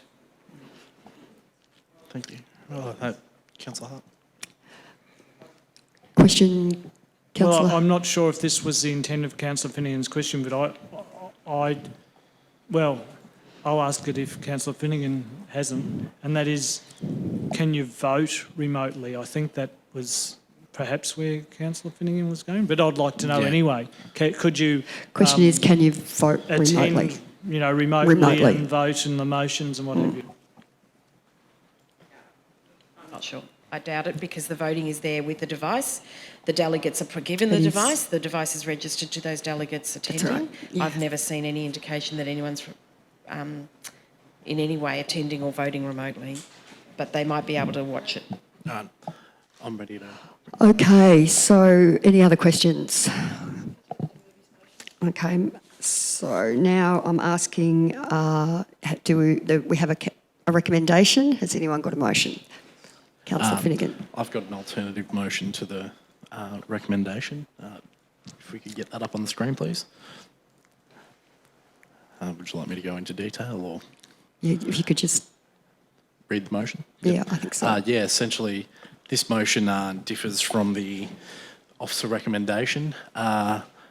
Point 1 says that it notes that the cost of sending a delegation of 3, inclusive of the Mayor, to Alga is in the order of $10,000.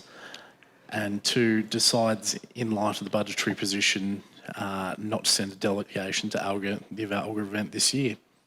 I don't think we need to send anyone this year. Thank you, Councillor Finnegan. Do I have a seconder? Thank you, Councillor Hanson. Is it to be opposed? Councillor Potter, Councillor Costin, Councillor Arnott. Councillor Finnegan?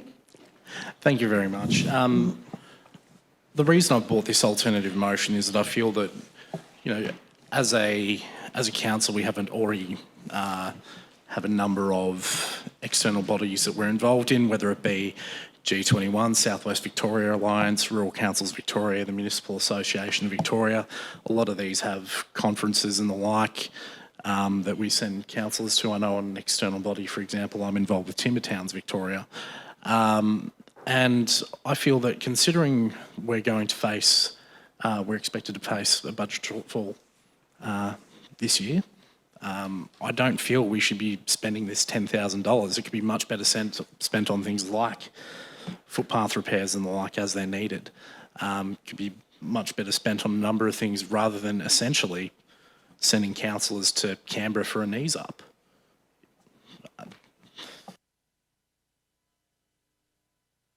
Not sure that it's a knees up, but thank you. Kate, did you want to... Your reserve? Who'd like to speak? Councillor Arnott? Councillor Potter?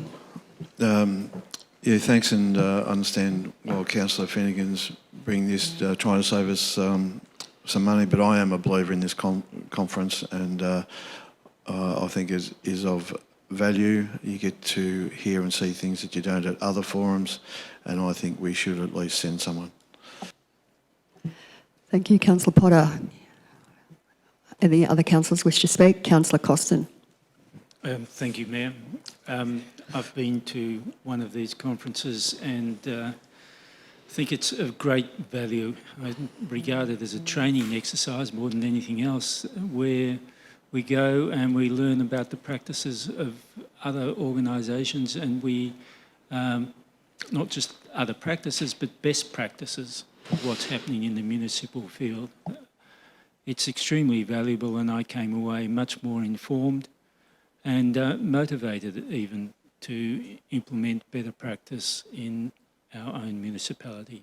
Thank you. Thank you, Councillor Costin. Councillor Hart. Yeah, thanks, Mayor. First of all, I partly agree with Councillor Finnegan in that I don't think we need to send 3 councillors. In fact, I think we don't even need to send 2 councillors. 1 councillor and the CEO would be appropriate in my view. The other councillors have touched on some of the important things that come out of this, but I think we have to consider how it looks if we stop attending these sorts of things, how it looks if we don't take up an opportunity potentially to meet with parliamentarians, whether they're representative of this electorate, and it'll be said, oh yes, but that could be done locally. Well, yes, it can, but they'll probably be seeing all other councils from the region, or several of them, and we'll be the one missing representation. Potentially there might be opportunities to see ministers, I don't know. But when you get significant funding that council does and has done from time to time, you can't pinpoint one meeting and say, oh, well, that was the one where we got the funding. It's not that simple, but it is constantly being in the eye of the government and in the eye of the meeting other councillors and the training and what have you. So I do agree we shouldn't be sending 3. I think we probably shouldn't even be sending 2. And look, I really struggle with some of this discussion, Mayor.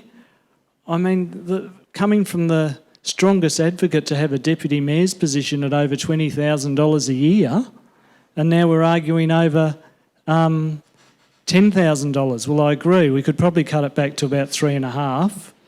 But yeah, it's really short-sighted if we don't send anyone. Absolutely short-sighted. Thank you, Councillor Hart.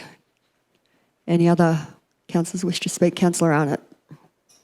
Thank you, Mayor Wright. Look, obviously I'm speaking against this motion. I would declare obviously that I'm the delegate, so otherwise I would be attending, because my preference is that we have happy for the Mayor and the Executive and the delegate to attend, and we have a reserve delegate to go should the Council's designated delegate not be able to attend. I had the fortunate capacity to attend this last year. I was encouraged to do so by some of the more experienced councillors. It informed me quite considerably about the operations of council. I got the opportunity to meet a number of people whom I'm still in contact with now with other councils, and been able to bring that knowledge and information forward to the advantage of this council. So that would be a disadvantage already if we couldn't do that. I think this is one of those rather silly, difficult things that I have with that. Penny will do this grandstand penny pinch for 10K here, and what we've got is we're a budget where we talk about $60 million, and we're trying to make sure our reserves are right for 20 or 30 million. We're trying to build tens of millions of dollars worth of roads and looks after millions of dollars worth of assets. We won't talk about those big strategic needs, but we'll waste some time here and talk about $10,000. That's going to actually give us some strategic value back, and has been proven to do so, and that we've already done so for many years before now. Thank you. Thanks, Councillor Arnott. Any other councillors wish to speak? Councillor... Yeah, you're reserved. Yep. Councillor Hanson. Yeah, I'll be supporting this motion. I think in a year, and I don't think it was ever discussed that we would can going to ALGA forever, but I think in a year where we've pretty much gone out to the public and said don't bother putting a budget submission in because there's no money, yet councillors want to trip off to Canberra, this isn't the year to do it. And sometimes councils have to lead by example, and it doesn't matter whether you're just flippantly spending $10,000 or tens of millions of dollars on roads. But we're not actually, and we're not spending a lot of money on footpaths and new infrastructure. We're telling our community that, you know, don't bother coming knocking because there's nothing here. But here the councillors want to trip off to Canberra. I won't be supporting it this year. The reality is there's a lot of opportunities with these kind of conferences. There's a lot that are closer to home where you don't have to head off to Canberra. There's no guarantee that we'll be meeting with politicians. I've been to it twice. 1 year I did, 1 year I didn't. It all depends whether Parliament's sitting. We don't even know that yet. And the Mayor's off to Canberra with G21, so there'll be plenty of opportunities for advocating. What I would challenge councillors is to lead by example. Don't tell your community one thing and then do something else. There is absolutely no need to. A lot of these conferences actually just become very repetitive. That's what they do become. And, you know, if you think big things are being achieved, you know, I'd think again. I think, you know, there are opportunities to network, but you can network more locally. You don't have to spend $3,500 each to go and do it. So I certainly won't be supporting it this year, in a year that we've pretty much told the public not to come asking for anything. You, Councillor Hanson. Right of reply, Councillor Finnegan. Thank you very much, Mayor. And I'd just like to respond to some of the points that have been made by some of my colleagues. And I know Councillor Costin mentioned best practice and learning what other councils do. The reality is we already do this through a number of external bodies that we already have involvement with, and most of those being within Victoria, whether it be the South West Victoria Alliance, Rural Councils Victoria, Municipal Association of Victoria, G21. And as has been mentioned, as a part of a G21 delegation, the Mayor's already going to Canberra. You know, other councils, even within South West Victoria, I believe it was Colac Shire Council, and if I got that wrong, I do apologise, elected not to send anyone to Alga last year. Yeah, there are other councils who elect not to send people to Alga. Councillor Hart has brought up my support of the Deputy Mayor's position, and yes, I did support the Deputy Mayor's position, and the reality there was the money was going to be spent on the ground locally, but again, the budget position has changed, and, you know, would I support it coming up next time? I don't believe so, no. And Councillor Arnott has made the point about penny pinching, grandstanding. I mean, yeah, it is penny pinching because we are in a budgetary position where we are trying to save money. And as has been pointed out, we have essentially said to the community, well, make a budget submission, but we're not expecting a lot to happen. And yeah, we do have a budget in the order of $60 million, but every cent counts when it comes to our bottom line. And we shouldn't be spending this on what is essentially going to become a giant social event for councillors and council staff. And the reality is that the benefit isn't going to be to the entire Shire as far as I'm concerned. And, you know, if I had my way, we'd withdraw from Alga and the like as well, but I don't think we got the numbers. So that's my view on this, and this is why I'm moving this motion. Thanks, Councillor Finnegan. Councillors, I'll now call for a vote. All those in favour? All those against? The motion is lost. Division? All those in favour? Councillor Finnegan, Councillor Hanson. All those against? Councillor Arnott, Councillor White, Councillor Potter, Councillor Costin, Councillor Hart. Thank you. You have a... I have an alternative motion to move, Mayor, if I may. Councillor Potter. I'd like to get it up so we're very clear about what your alternative is. Well, the officers won't have any word from me yet, so I would like to move that Council approves the councillor-appointed Alga rep, Max Arnott, to attend the Alga 30th National General Assembly in Canberra during the period 2nd of July 2024 to 4th July 2024. Councillor Potter, we got that up?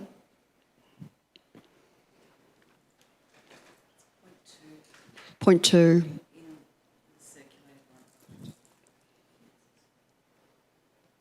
Have we got that on email?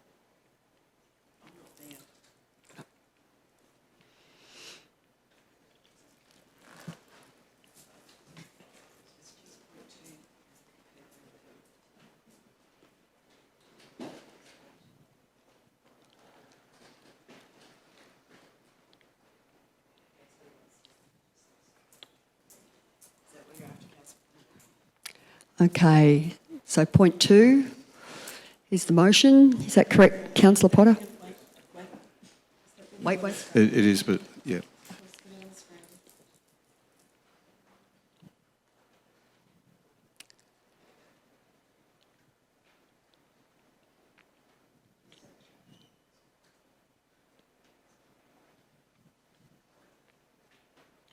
Okay. Are we clear?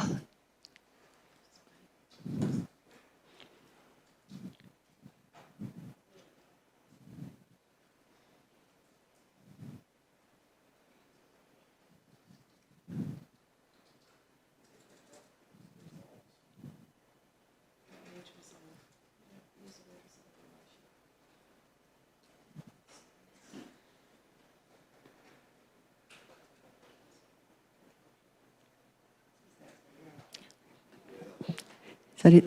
Councillor Potter? Is that the motion you want to move? I would prefer that it says that council approves councillor appointed delegate Councillor Max Arnott to attend the regional forum. Yeah.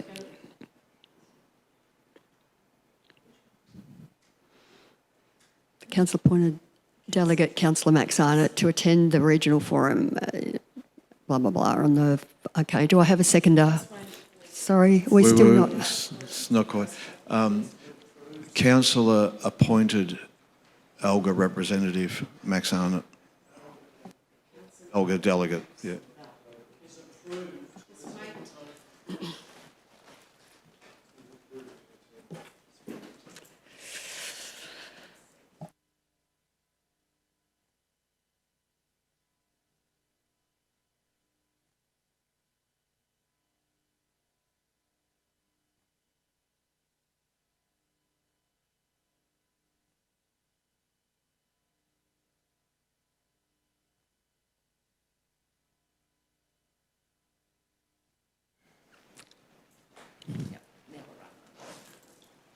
Councillor Potter, can you confirm that that's the motion?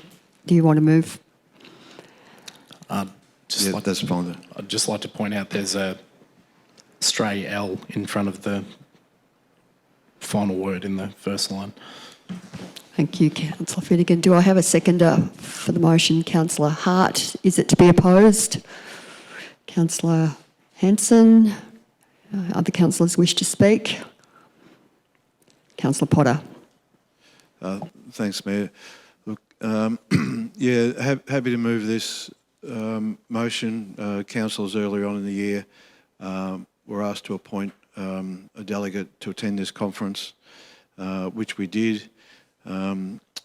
This shows a little bit of financial restraint in sending one delegate as opposed to three, but I am a big believer in the worth of this conference. It is an opportunity to join with other councils to put forward to the federal government various positions in relation to road funding, a whole gamut of things that you don't get at MAV and so forth. Without rabbiting on about all the different forums and think sessions that you have, I recall myself going to a Commonwealth government-run emergency management lecture where they outlined plans for the future, funding streams for communities, which I managed to take back to local communities. I recall Councillor Costin's invaluable interaction with Airbnb, an opportunity that you just do not get anywhere else, to have that one-on-one with representatives, Australian representatives Airbnb, to see how it works, what the issues are and all the rest of it. Just a couple of examples of why I think this forum is so important, and I hope councillors will support at least sending one rep. Thanks, Councillor Potter. Councillor Hart? Yeah, I'll reserve, thanks. Reserve. Councillor Costin?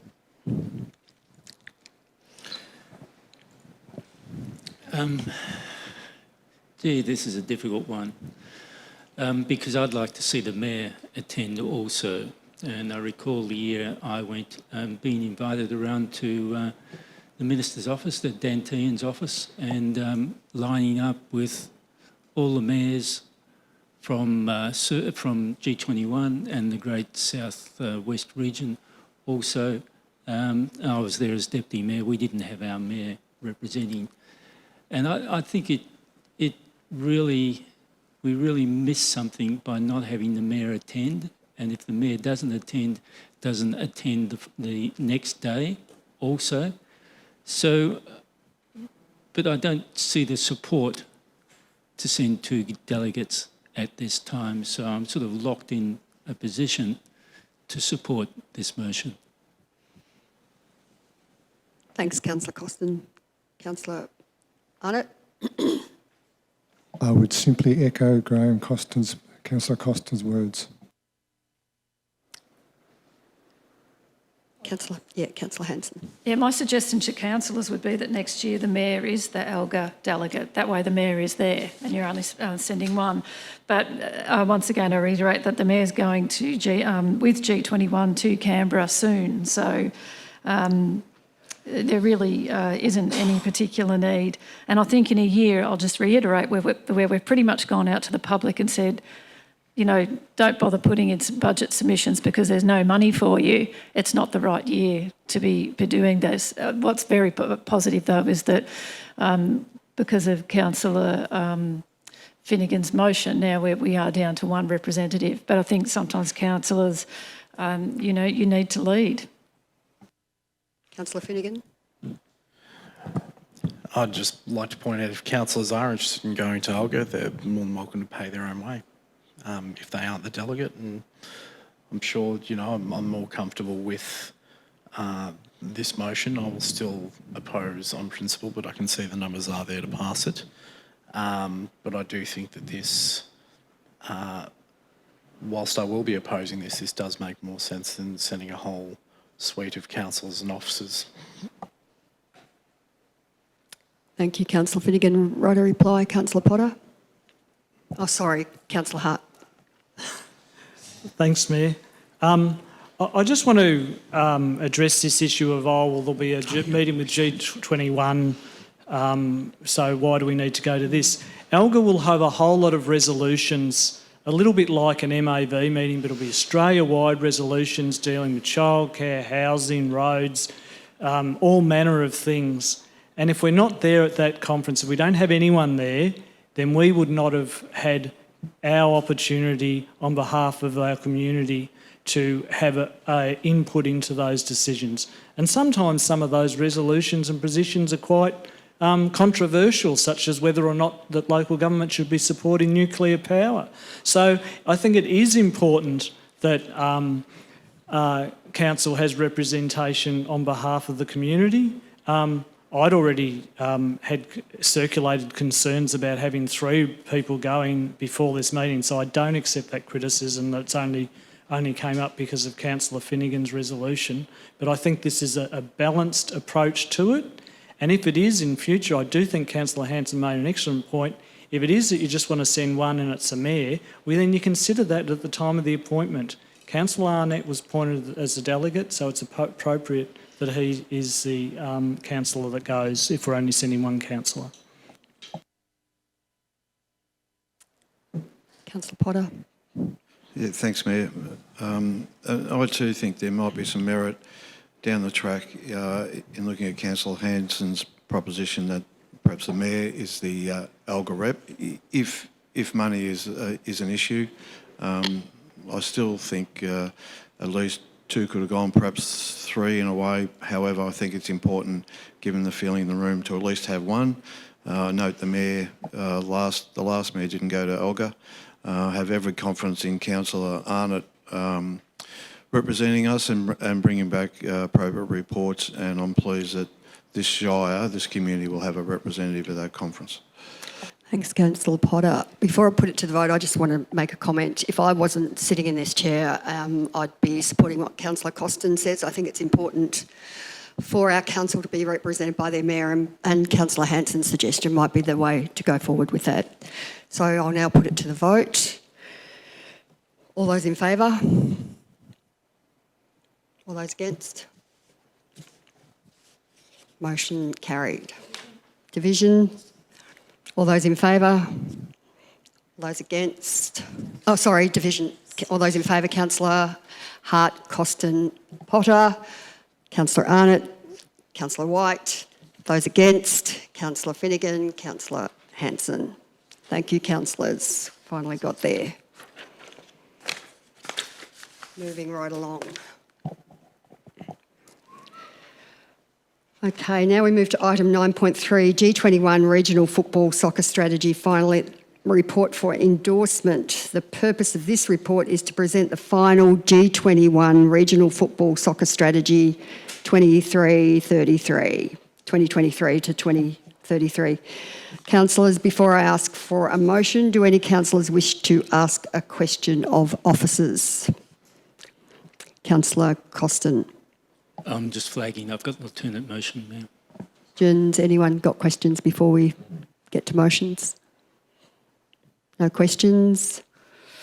Councillors, the officers have provided a recommendation with the report for our consideration. Does any councillor wish to move a motion in relation to this matter? Councillor Costin. Mayor, I've got an alternate motion, slightly different, if they could come up onto the screen. Thank you. It just asks for the deletion of a couple of words to allow the strategy to focus on the whole of the Colac Otway area rather than just the Colac area. Thank you. Thank you, Councillor Costin. So that's the motion before us. Confirm. Do I have a seconder? Councillor Potter. Is it to be opposed? Sorry, can we draw out exactly what the differences are? Oh, yes, that would be... the community might like to know too. Thank you. Could you draw out the differences for us, Councillor Costin?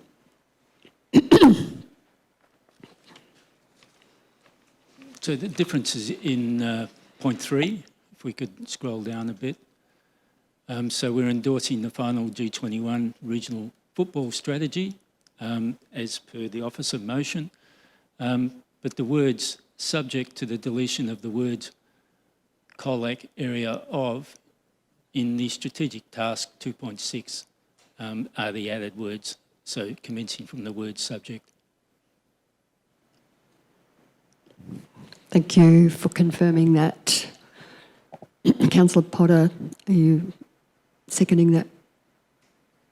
I'll call for a seconder. Yeah, I think you nominated me, Mayor. No, I think you put your hand up before. So, Councillor Potter, is it to be opposed? Not to be opposed. Councillor Costin.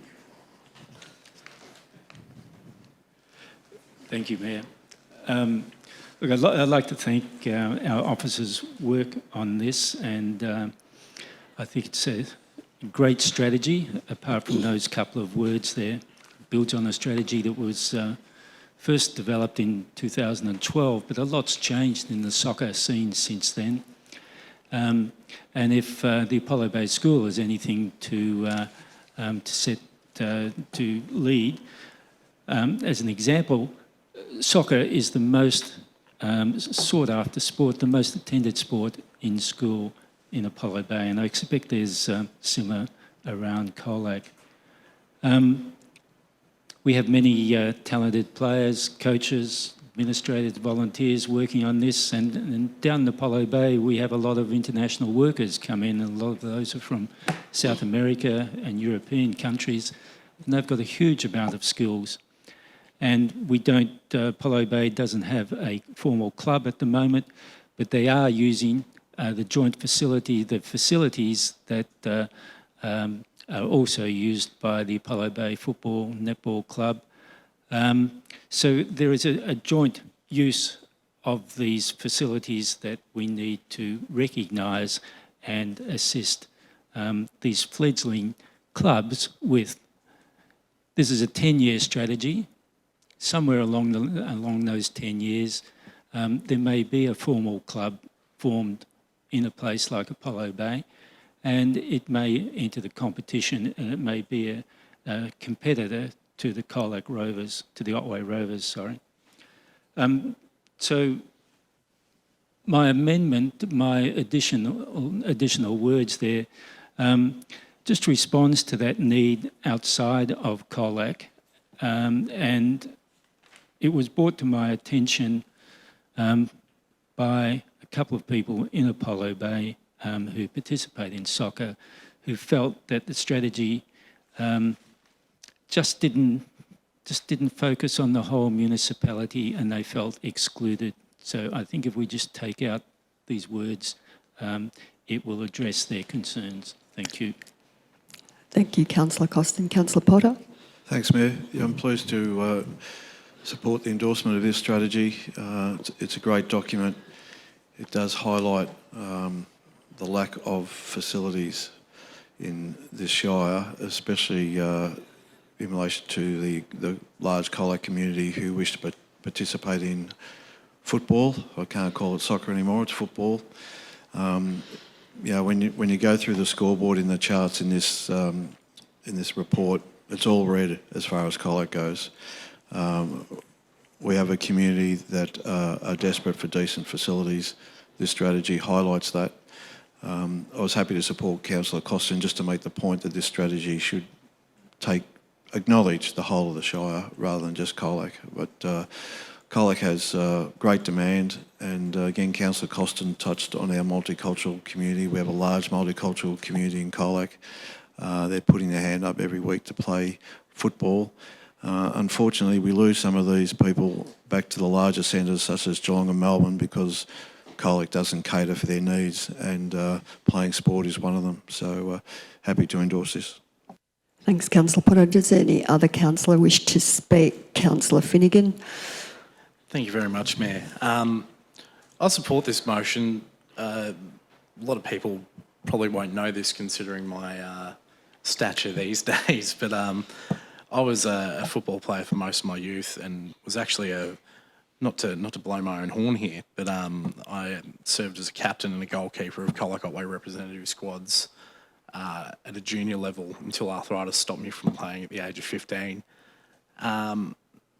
The game's changed from how things used to be in the olden days, and even when I was coming through as a junior, in that, soccer was pretty much an afterthought and was called soccer firmly then because who would call it football?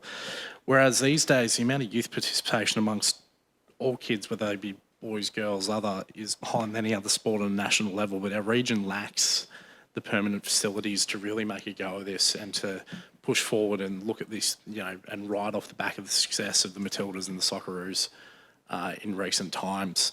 And this is why I'm supporting Councillor Costin's motion. I think that the removal of the words Colac area of is also very important because we want this to be a strategy that applies to the entire Shire.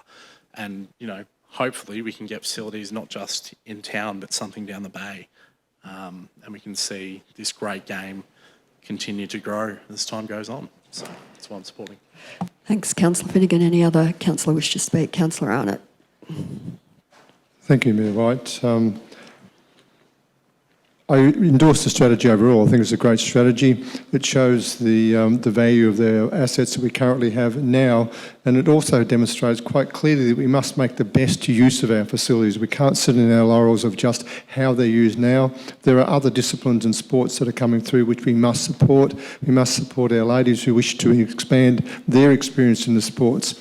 And in saying all this, I'll note that opposite to my other colleagues on council, I have not played sports of this nature. I have not been that way inclined. It's not me, but my children were. My 3 daughters are heavily into sports, so I support that as an outcome. But if we want to make the best use of our facilities and make the best use of our budget buck, we've got to share these facilities for men and for women and for different sports disciplines. I'm not against the amendment for Councillor Costin. I get the feel that it provides. I would like to point out, though, that that's the only area that the word just Colac area was used. All the other areas refer to the whole Shire. And it was simply an acknowledgement of the greater concentration of public or population within this area, not intended to section out any other area of the Shire to miss out. But I'm happy to include that. Thank you. Thanks, Councillor Arnott. Any other councillors wish to speak? No other councillors wish to speak. Councillors, I'll now call for a vote. All those in favour? Those against? Carried 7-1. Thank you. Got there. Yeah. Note that. Moving on to 9.4. fair access policy for adaptation. The purpose of this report is to present a final fair access policy for Council's adoption, having received and considered the submission received to the exhibited draft policy. Councillors, before I ask for a motion, do any councillors wish to ask a question of officers? Any questions? Councillor Arnott. Thank you, Mayor White. The adoption of this policy, does that mean that it's actually automatically applied across all the sporting facilities within this Shire? Mr Sheeran? Yep, through you, Mayor. Only facilities that are owned or managed by council. So those facilities outside of council ownership and management or control must have either an adoption through their oversee or themselves, is that correct? Yeah, that's correct, Councillor. Are we going to provide support for them? Yeah, absolutely. So, like we would with any policy or funding, any opportunity that comes towards our rec reserves right across the Shire, we would provide the support that we could. In regards to this policy, like I said, it only applies to council facilities. The recommendation from the state government is that facilities that aren't owned or managed by council, they should consider adopting the council policy. Thank you, Mr Sheeran. Any other questions? No other questions? Councillors, the officers have provided a recommendation with the report for our consideration. Does any councillor wish to move a motion in relation to this matter? Councillor Costin? Thank you, Mayor. I've got an alternate motion I'd like to propose. Thank you. This motion adds a final point, acknowledging that our fair access policy only covers those reserves that we actively manage ourselves, but there are others, Birregurra and Apollo Bay, which are managed by DECA and the Great Ocean Road Parks Authority, and point 5 asks us to write to those organisations recommending they adopt Council's fair access policy in line with the recommendation of the Office of Women. Thank you. Thank you, Councillor Costin. Do I have a seconder? Councillor Finnegan? Is it to be opposed? To be opposed, Councillor Costin? Thank you, Mayor. I had the great pleasure of attending the Fair Access Club information session down in Apollo Bay, and I think Councillor Finnegan attended one in Colac also. It was a well-run event, a well-run information event by Leisure Networks and our own staff. Thank you to our staff. It was great to hear of the local club's achievements to date in working in their commitment there and working towards gender equality and a fair and inclusive future. And I'm told the other consultation sessions around our municipality went equally as well.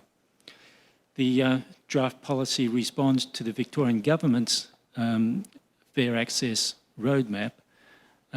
Perhaps more importantly, it reflects Council's own commitment to address inequality and known barriers experienced by women and girls in accessing and using community sport infrastructure.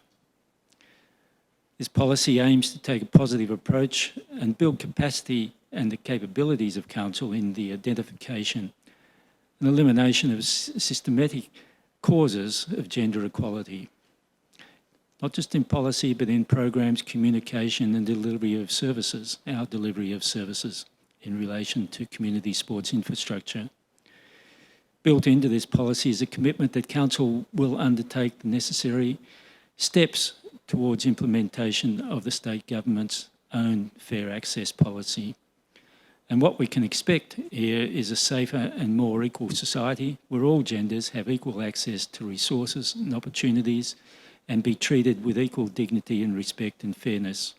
So with no hesitation in asking councillors to support this motion, but we need to make sure that it applies to all our sports clubs, and it would appear that there is some reluctance of other organisations who manage some of our sports reserves to adopt a similar policy.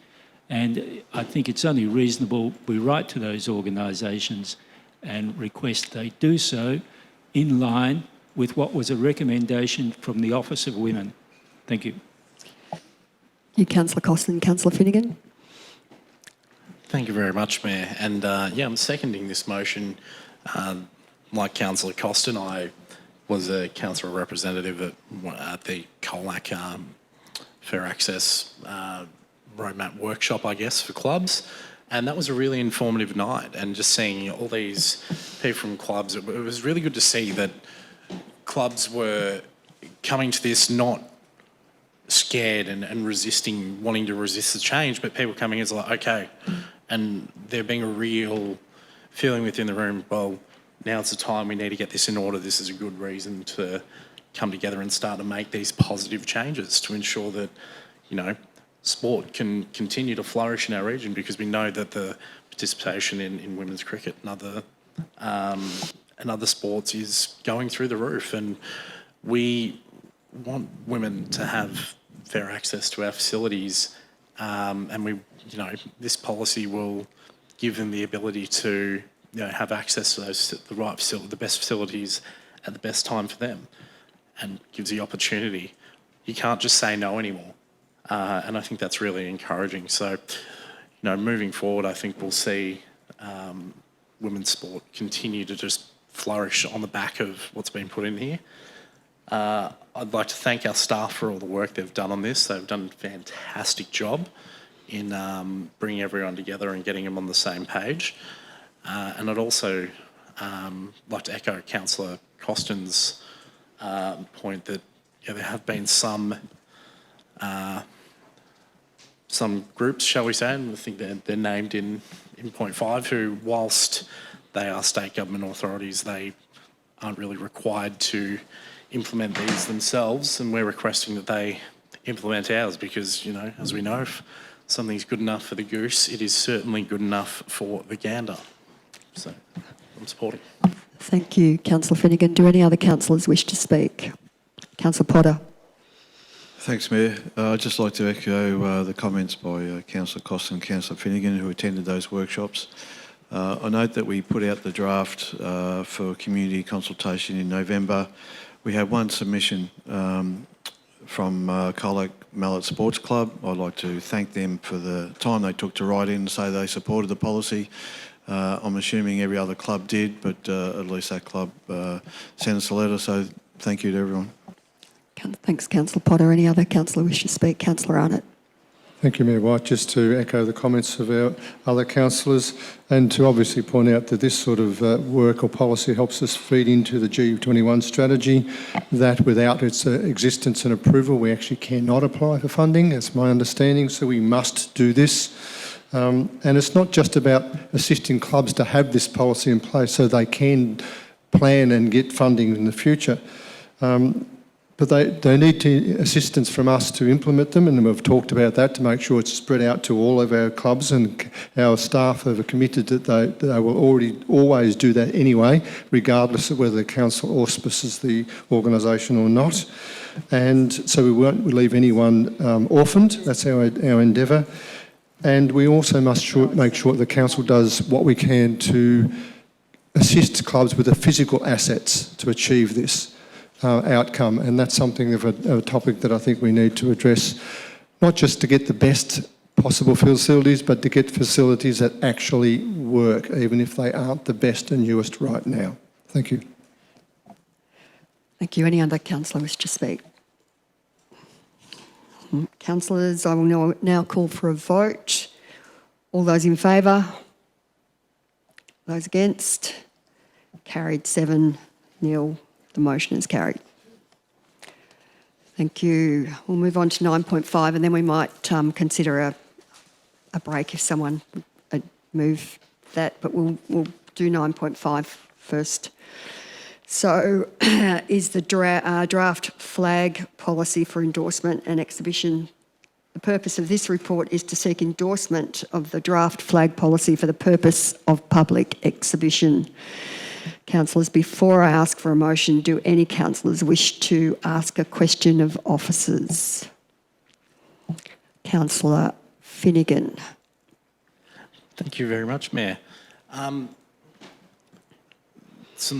just want to state first, I think there's great work in the draft flag policy here, and I guess my question relates to the what would be referred to as the community flagpole, and I note there's a point in the draft policy that says compliance with the Australian Government's federal flag protocols, guidelines for flying flags of significance or on the new flagpole. And I guess my question just relates to noting we have a decent population of workers in town from the Republic of China or Taiwan. Would there be anything stopping people from that community or council from flying the Taiwanese flag on the 10th of October, which is referred to as Double 10 Day or the National Day of the Republic of China? Who would like to take that question?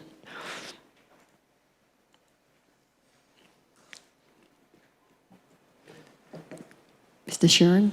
Through you, Mayor. I guess the policy provides some guidance on requests such as that one, and in terms of how you would assess a request, the Chief Executive Officer would have regard to whether there's any previous council resolutions, the council plan, and any other relevant positions of council. So we would take that into account for an example like that. Thank you, Mr. Sheeran. Any other questions? Councillor Potter. Along a similar line, I guess, in a way, and I know it is addressed in here a little bit, but if the community or a community group thinks it's appropriate to fly, say, their flag on their National Day or something like that, what is the mechanism for them to apply to do that? Mr. Sheeran. Through you, Mayor. As councillors would have noted, there's a proposed schedule as part of the policy. So anything outside of that schedule, if this policy was to be adopted by council, there would be a process with an application form that the community could apply to council, and the CEO would have consideration of that application based on some of the information in this draft policy. Thank you. Thanks, Mr. Sheeran. Any other questions? Councillor Costin. While we're on the subject of fiscal restraint, are there any cost implications to implementing this policy? Do we need to erect a fourth flagpole? Mr. Sheeran. Through you, Mayor. Yes, we're currently in the process of installing a fourth flagpole, which we're referring to as the community flagpole. That was something that was provided in this year's budget by council when they adopted the budget. We're also, we've actually just implemented a small project where we've lit up the existing 3 flagpoles so we can fly the Australian flag, the Aboriginal flag and the Torres Strait Islander flag 24 hours a day, which is a great outcome. The cost to that is quite minimal. We haven't finished the install of the community flagpole as yet, but we can come back to council and let you know the final cost. Thanks, Mr. Sheeran. Follow-up question, Councillor Costin. Do we have an estimated cost? Through you, Mayor, there was an amount allocated in the budget, I think I can't remember what it was, but $6,000, thank you, CEO. But the install will be less than that. Thank you. Any further questions? No further questions. Councillors, the officers have provided a recommendation with the report for our consideration. Does any councillor wish to move a motion in relation to this matter? Councillor Arnott. Thank you, Mayor Watt. I'd like to move a motion that we accept the recommendation. Is it to be seconded? Councillor Finnegan. Is it to be opposed? Councillor Arnott. Thank you, Mayor White. I think this is a pretty straightforward proposal in the first place. For a start, this is a draft policy. It does go out for public submission. There will be potentially changes as a result of that, so it will allow the public to feed into it. We have had feedback by some people that the use of they would prefer our national poles be used exclusively for national flags, and that's fine. That's one opinion. And so this achieves that outcome by the installation of another flag pole that would be able to be used as a wider group for the community, and I think that's very, very appropriate. And we can build on that potentially over time, but this gives a good process, at least for a start. If someone's got concerns around this, they should feed back into it and it can be dealt with. Thank you. Councillor Finnegan. Yeah, I mean, yeah, I'm seconding this because it is, as we say, a draft policy, and changes may occur after submissions from the community and hearing back from our community what they expect. But I would, very much encourage everyone, if they've got an opinion on what should or shouldn't be flown on the flagpole, to make a submission. It's the best way of getting your voice heard, and. Yeah, you could be, they'd be interested to hear from the community the sorts of flags they'd like to see flown. Could be as diverse as, obviously we've mentioned the rainbow flag in the past. I've brought up the example of the Republic of China's flag tonight. We're now up to the review of the Executive Officer Employment Matters Policy, and we have a new person at the table. Welcome, Andrew. As the CEO stated earlier, she has a conflict of interest for this item, so she stepped out of the room. So the item is the review. The purpose of this report is to propose a range of initiatives related to the Chief Executive Officer employment, including updates to the Chief Executive Officer employment and remuneration policy and terms of reference governing the operation of the Chief Executive Officer's Employment Matters Advisory Committee, and have Council formally approve the CEO's performance plan for the current performance period. Councillors, before I ask for a motion, do I have any questions of officers? Councillor Hart.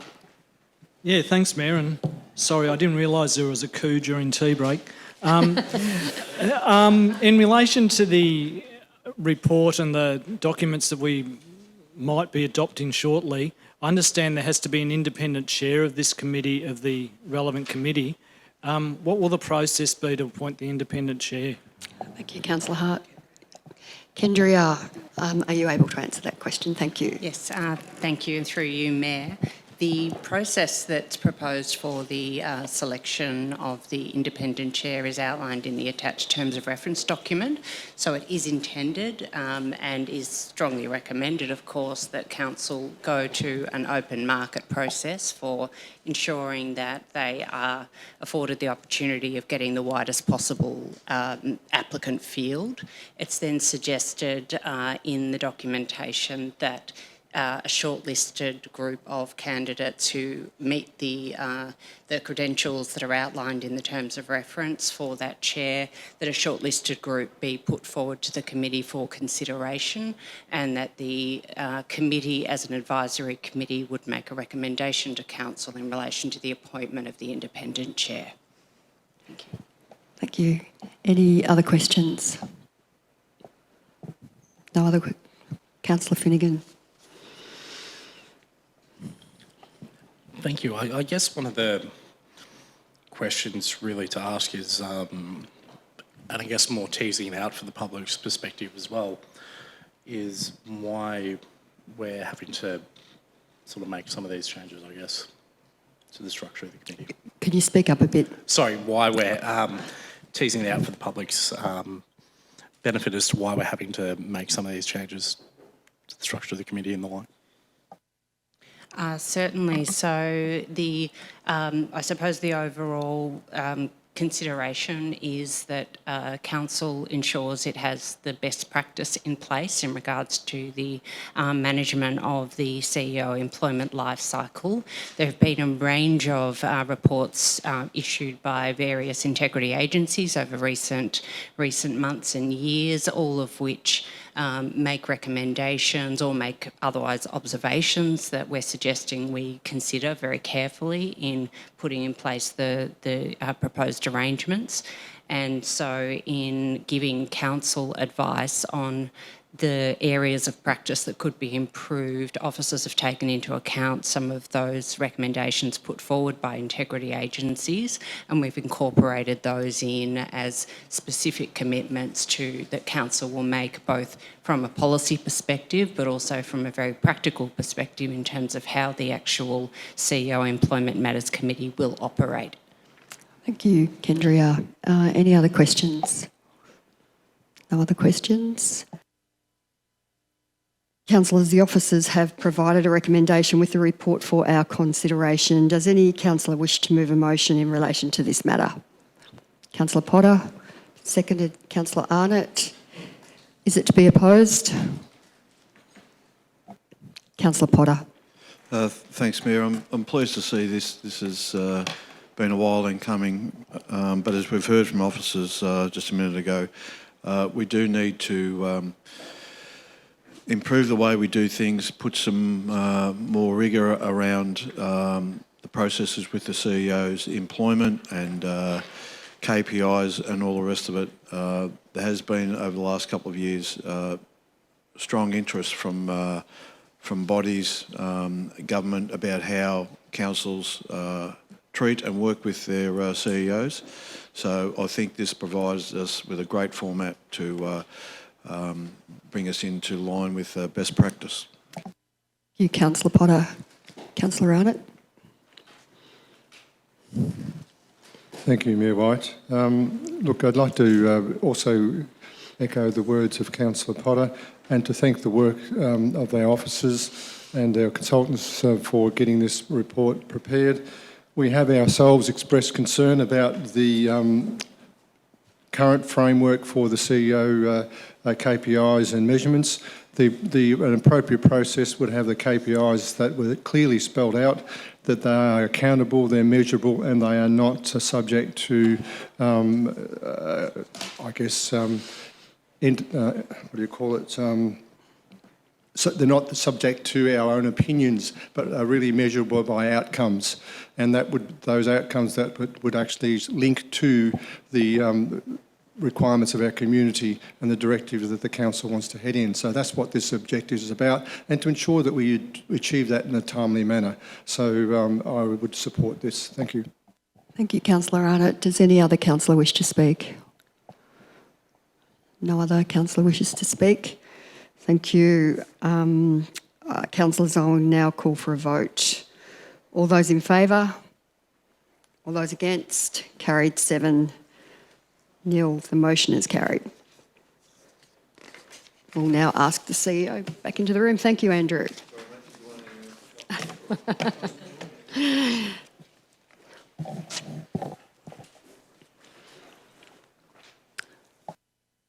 We'll move on to item 9.7, action for Apollo Bay and Coast Improvement Advisory Committee.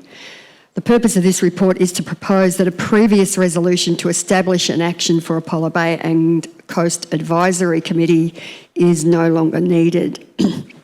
Councillors, before I ask for a motion, do any councillors wish to ask a question of officers? Councillor Costin. Thank you, Mayor. I'm just asking how often we've met with this group since it's been formed, and have we given an undertaking to meet regularly with this group? CEO, would you like to? Thanks. Through the Chair, Councillor Costin. I'm aware of at least 2 meetings specifically with the Mayor and myself and the group, and then a second one, the Mayor and an acting CEO at the time.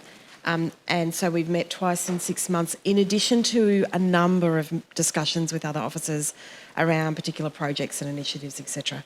And our correspondence over the last few months has been to try and establish a more regular rhythm, and I would expect that we'd meet at least a couple of times each year. Thank you. Any other questions? No other questions. Councillors, I'll now have the officers have provided a recommendation. Oh, sorry, you've got a question, Kate. Sorry. Oh, you'll move the motion. I've got a seconder, Councillor Costin. Is it to be opposed? Not to be opposed. Councillor Hanson. I will. This is an interesting one because I think I'm the only councillor around the table who actually supported the establishment of this group. So I'll just quickly go over why I support it and why I support this motion to remove it. This really came out from the very successful Action for Apollo Bay group that was established by locals down on the coast, mainly at Apollo Bay, to really pursue and push forward some key coastal projects, and a couple of those being the Skeens Creek Harbour Trail and the Apollo Bay Harbour redevelopment. And that group used to meet quite regularly, I think around once a month, even with council and councillors often. And really it was very successful because during that time it was very successful in advocating with council, with councillors for the Apollo Bay Harbour redevelopment and the Skeens Creek Trail, both funded through the city deal development. And I think over time, once those projects sort of got going and the project groups were established and the implementation started to happen, that the Action for Apollo Bay group sort of ran out of a bit of steam. They're my words. That's that's my observation. And so lo and behold, then it was sort of this motion came up around establishing around establishing a community group that was probably a bit more representative than the Action for Apollo Bay group. But things have changed, and sadly, this group didn't get established, but the community voice has been established, and sadly for the Action for Apollo Bay group, two of their key projects now aren't anywhere near being started, and one of them has completely been kiboshed, will never get started, and that's the Skeens Creek Trail.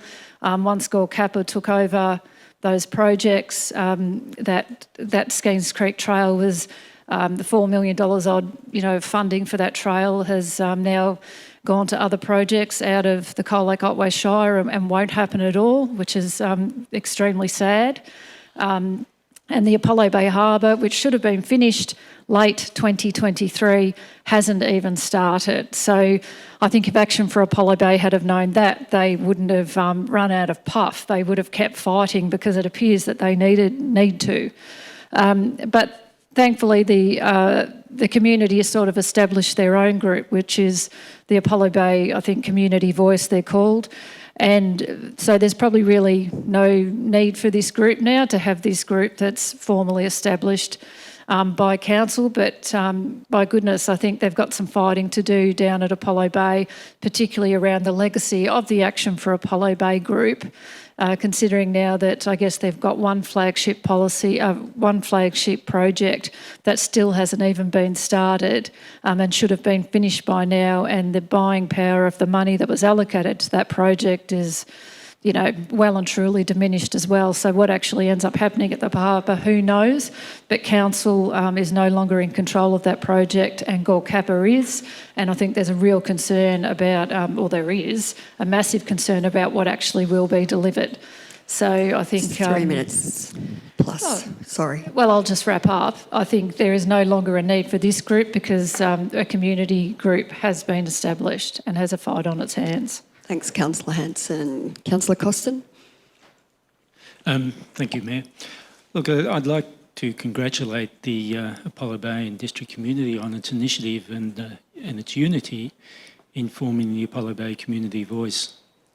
It has a community mandate, and it's a group that Council can confidently partner with to pursue joint objectives for the more remote coastal areas in our municipality. The September 2000 motion was well-intentioned. It was intended to bolster and formalise membership of the Action for Apollo Bay group that was formed around 2018 to lobby government and council for government and council investment in Apollo Bay. The action group comprised the Chamber, Apollo Bay Chamber of Commerce, the Fishermen's Cooperative, the Skeens Creek Association, and it engaged regularly with the Otway Coast Committee and then Gorkappa, Great Ocean Road Health and the Apollo Bay P12 School. It initially met monthly with council officers, including the CEO and some councillors who were interested to attend, depending on what was on the agenda. That monthly meeting dropped off over time, and I'm pleased to hear the CEO talk about regular meetings with the Voice, and I hope that will continue. As Councillor Hanson said, the action group was instrumental in the successful lobbying for the multi-million-dollar city deal projects of the Apollo Bay Harbour and the shared use path to Skeens Creek. $5 million it was, not $4 million, for the Skeens Creek path, and the $4 million was around about the figure that went out of our municipality without consultation. So the Voice has since overtaken the need for this enhanced action group, and I'm quite comfortable in supporting this motion on a decision not to proceed with the September 2020 resolution. I don't see it would disadvantage our coastal community in any way. Thank you. Thank you, Councillor Costin. Does any other councillor wish to speak? Councillor Finnegan. Thank you very much, Mayor. And the reality is that pardon me, Action for Apollo Bay predated my time on council, obviously, and it has been largely replaced by the Apollo Bay Community Voice, which is a great group, which, as Councillor Costin points out, that we can confidently attempt to part with as council to try and get some positive outcomes down Apollo Bay and down the coast, and I think that's fantastic. But I think it should be noted that Action for Apollo Bay did some fantastic things in advocating for the Skeens Creek Trail, which Councillor Hanson and Councillor Costin have rightly pointed out was cancelled. $5 million or so of funding for that was taken away from our Shire and redirected to projects outside the Shire. They also pushed hard for the Apollo Bay Harbour redevelopment, which has been delayed. It was due to be completed in late 2023 and hasn't even started yet. And the funds which are there earmarked for that project are continually being eaten away by the inflation, the beast that is inflation. And we're in a position whereby, we don't know what we're going to get moving forward, despite having done $2 million or so of preliminary work. But I digress. I think that Action for Apollo Bay served its purpose, and long live the community voice down on the coast. Thank you, Councillor Finnegan. Anyone else wish to speak? Councillor Arnott. Thank you, Mayor White. Just to reaffirm some of the comments made to date and to congratulate Council on what they did to form the prior group. But these things tend to have sunset dates where something that works for a while, and especially if it's been auspiced by an authority to try to get feedback, sometimes works for a while but then starts to wane. And I actually think it's good that the voice has picked up. We've got energy there. We've got a community group of people that want a positive outcome for the Bay and for their community right along the coast there. So I think it's important that we engage with them. It's important that Council is agile enough to accept that, well, things do change. Something will come, something will go. The voice may last for a long time. The community may decide that something else will be in the future. We just need to be there for them. Thank you. Thank you, Councillor Arnott. Any other councillors wish to speak? No? Thank you. Okay, councillors, I will now call for a vote. All those in favour? Against? Carried 7-0.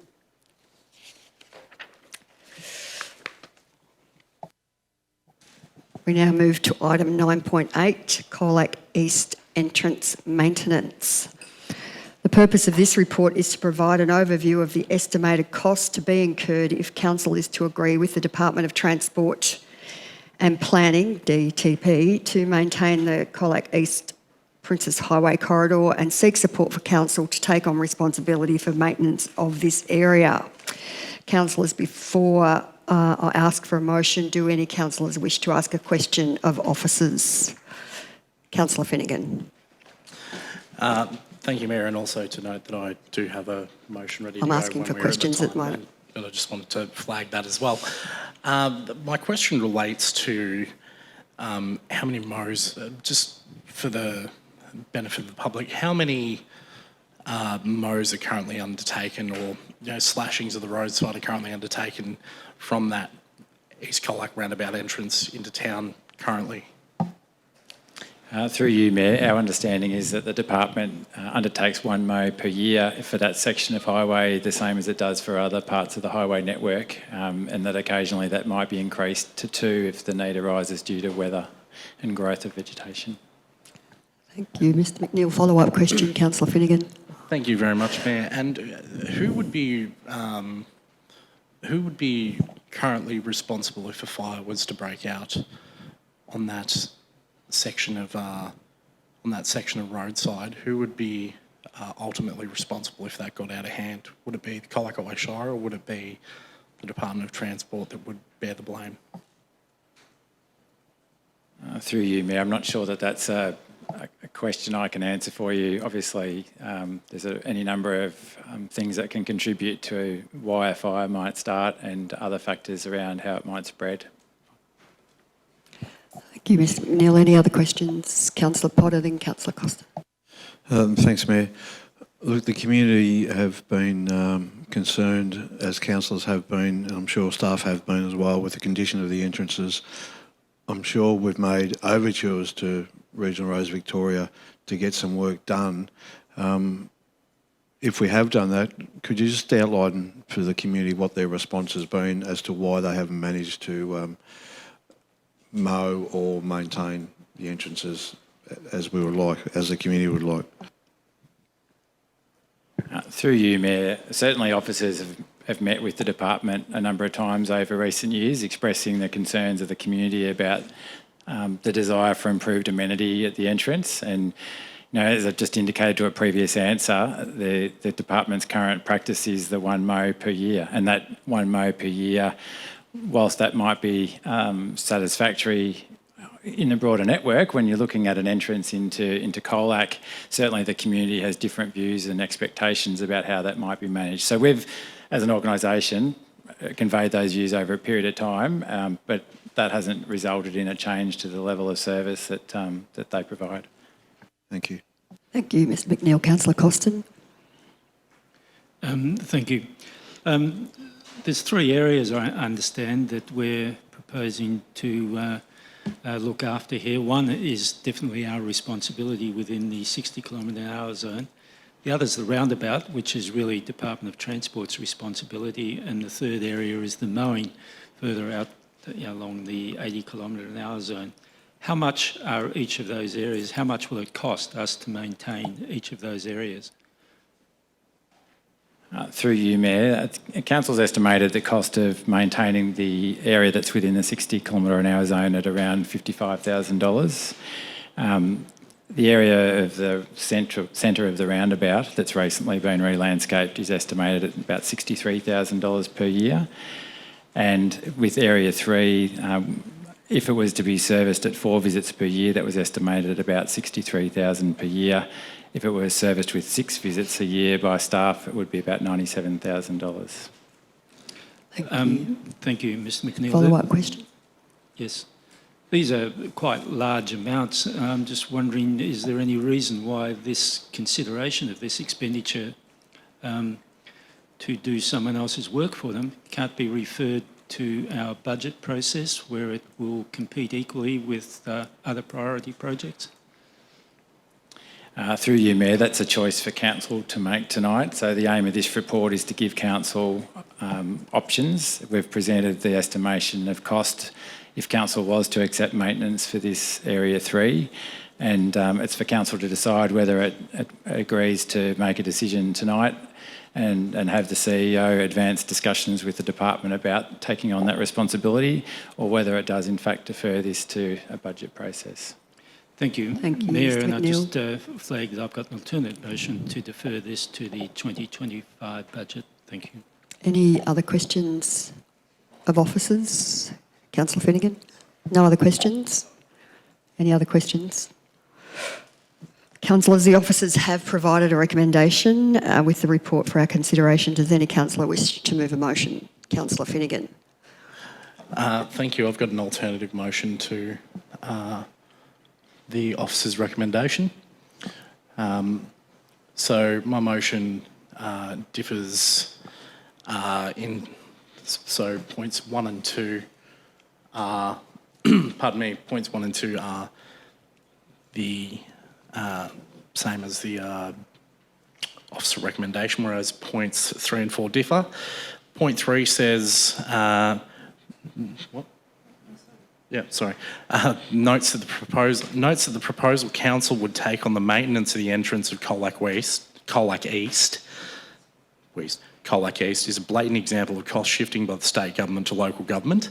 And 4, writes to the Department of Transport and encourages it to properly maintain the roadside, reminds it that given the tall grass, the current condition represents a severe fire risk. So we're clear about that. It's the motion you're moving. Do I have a seconder? Councillor Costin. Is it to be opposed? Councillor Arnott. Councillor Finnegan. Thank you very much, Mayor. As Councillor Costin and others have just teased out, and as is written in the report, if we were to take on the responsibility of mowing and maintaining this entire area, it could be upwards of $100,000 per year to maintain the entrance to town, which is currently the responsibility of the Department of Transport. The reality is that that is just wholly unacceptable. It's an example of blatant cost shifting by the state government to local council. That's a problem that's been highlighted by the folks at Council Watch and other areas and other organisations.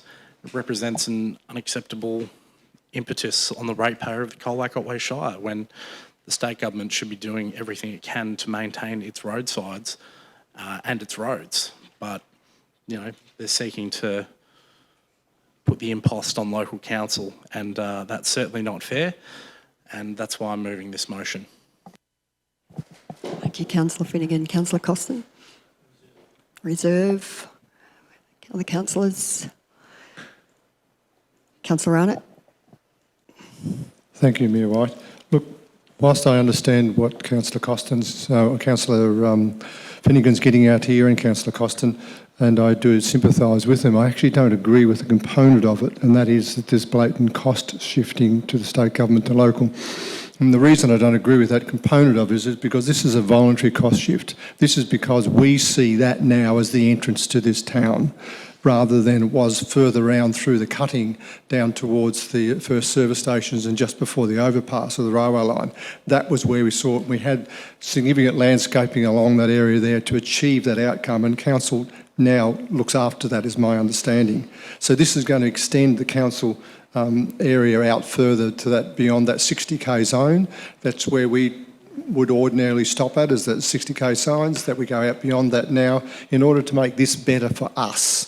So the Vic Road, say it's a country road, they mow it once a year, bad luck. We would like to see more, yeah.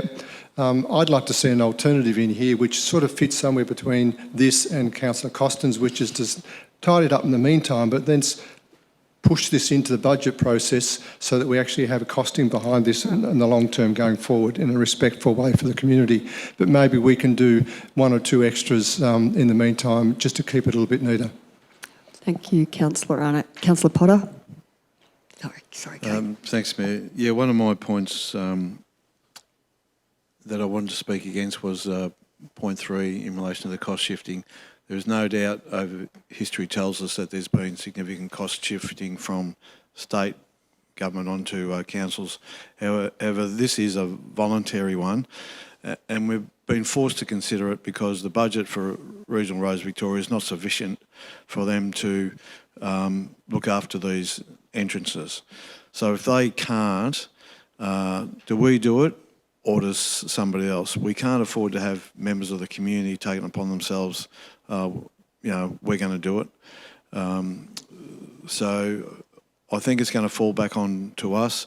I agree with point 4 about writing another letter, but we've heard from officers for months and months they've been trying to get the regime of maintenance from Rural Roads Victoria increased to deal with this issue, and officers have been unsuccessful. I've got no doubt they've been trying hard. So this doesn't allow for council to assume the responsibility of taking on that maintenance. It just highlights the issue. Thank you, Councillor Potter. Councillor Hanson. I'll just note that if this motion doesn't get up, or Councillor Costins doesn't get up, that I have a motion to move. I'll just say that that I think that there is an expectation from the community that it's maintained to a higher standard than the Department of Transport is willing to make. And I certainly welcome a discussion moving forward of, including this in the budget. I made similar comments, I think, when the Apollo Bay Kindergarten was gifted in this chamber, but that didn't seem to matter then. And that was, hundreds of thousands of dollars worth of a community asset being gifted. But I'm glad to see councillors are now on the same page as me that things should be referred to the budget. So, but I will support. I will support this going to the budget, but I will support it moving forward, that it needs to happen quite quickly. Thank you, Councillor Hanson. Councillor Hart. Thanks, Mayor. I think it is important that this area is maintained properly, but I think it's been well made. The point has been well made by others that this is a different situation than a straight cost shift, in that council's looking at maintaining it in a better way because of the changes that have occurred to that entrance. So I think I can't support this because of point 3, because it's simply not correct in how it's written for this particular incident. Of course, there's been other issues of cost shift and a range of matters, and I just wonder where this council's going. We've been getting stuck into Gore Kappa. We're not going to go to Elgar. Now we're getting stuck in the state government of a cost shift that isn't a cost shift. Gee whiz, I reckon if you watch today's meeting, you'd have to wonder what's going on at Colac Otway. Have they, all been drinking the red cordial or something? Thank you, Councillor Hart. Any other councillors wish to speak? Councillor Costin, you reserved.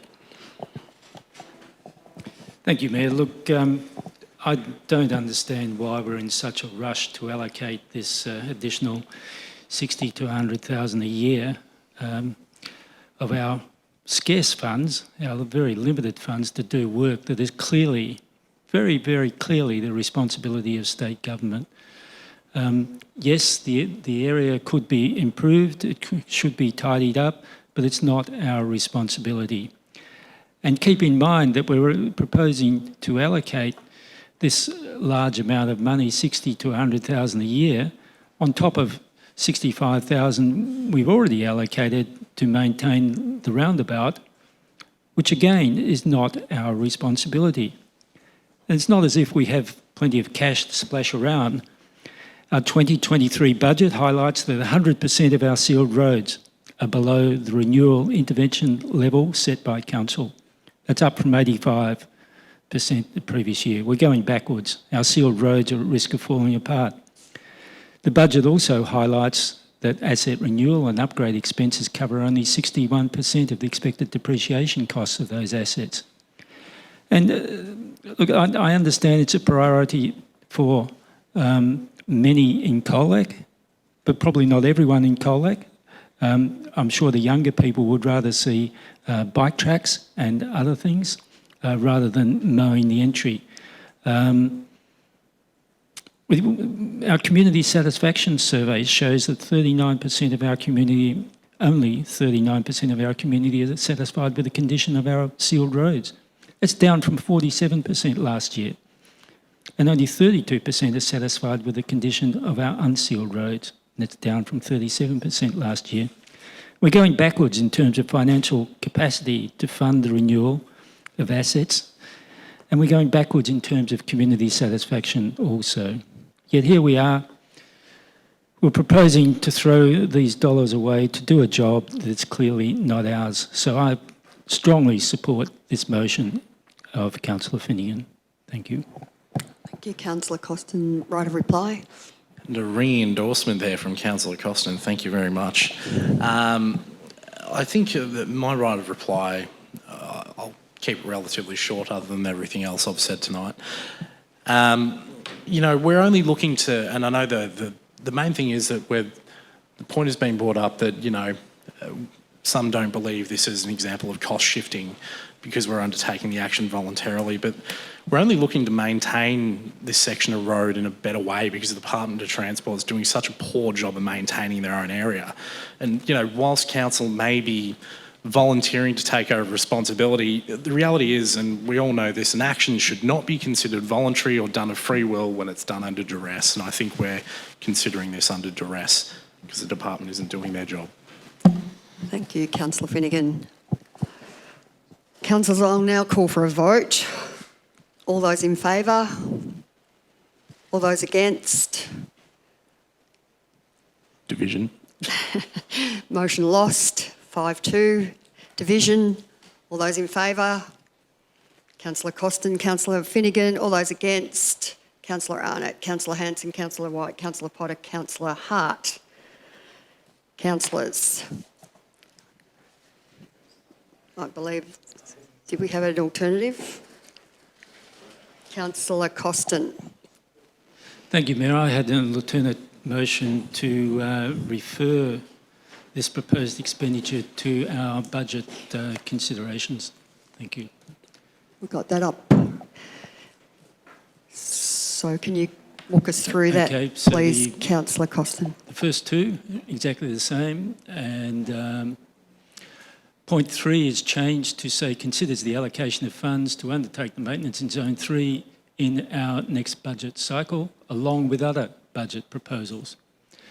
And that we don't enter into any agreements with the Department of Transport and Planning at this stage concerning the maintenance of Zone 3 unless council funds for these works are allocated in our next year's budget. Thank you. Thanks, Councillor Costin. Do I have a seconder? Councillor Finnegan. Is it to be opposed? Not to be opposed. Councillor Costin.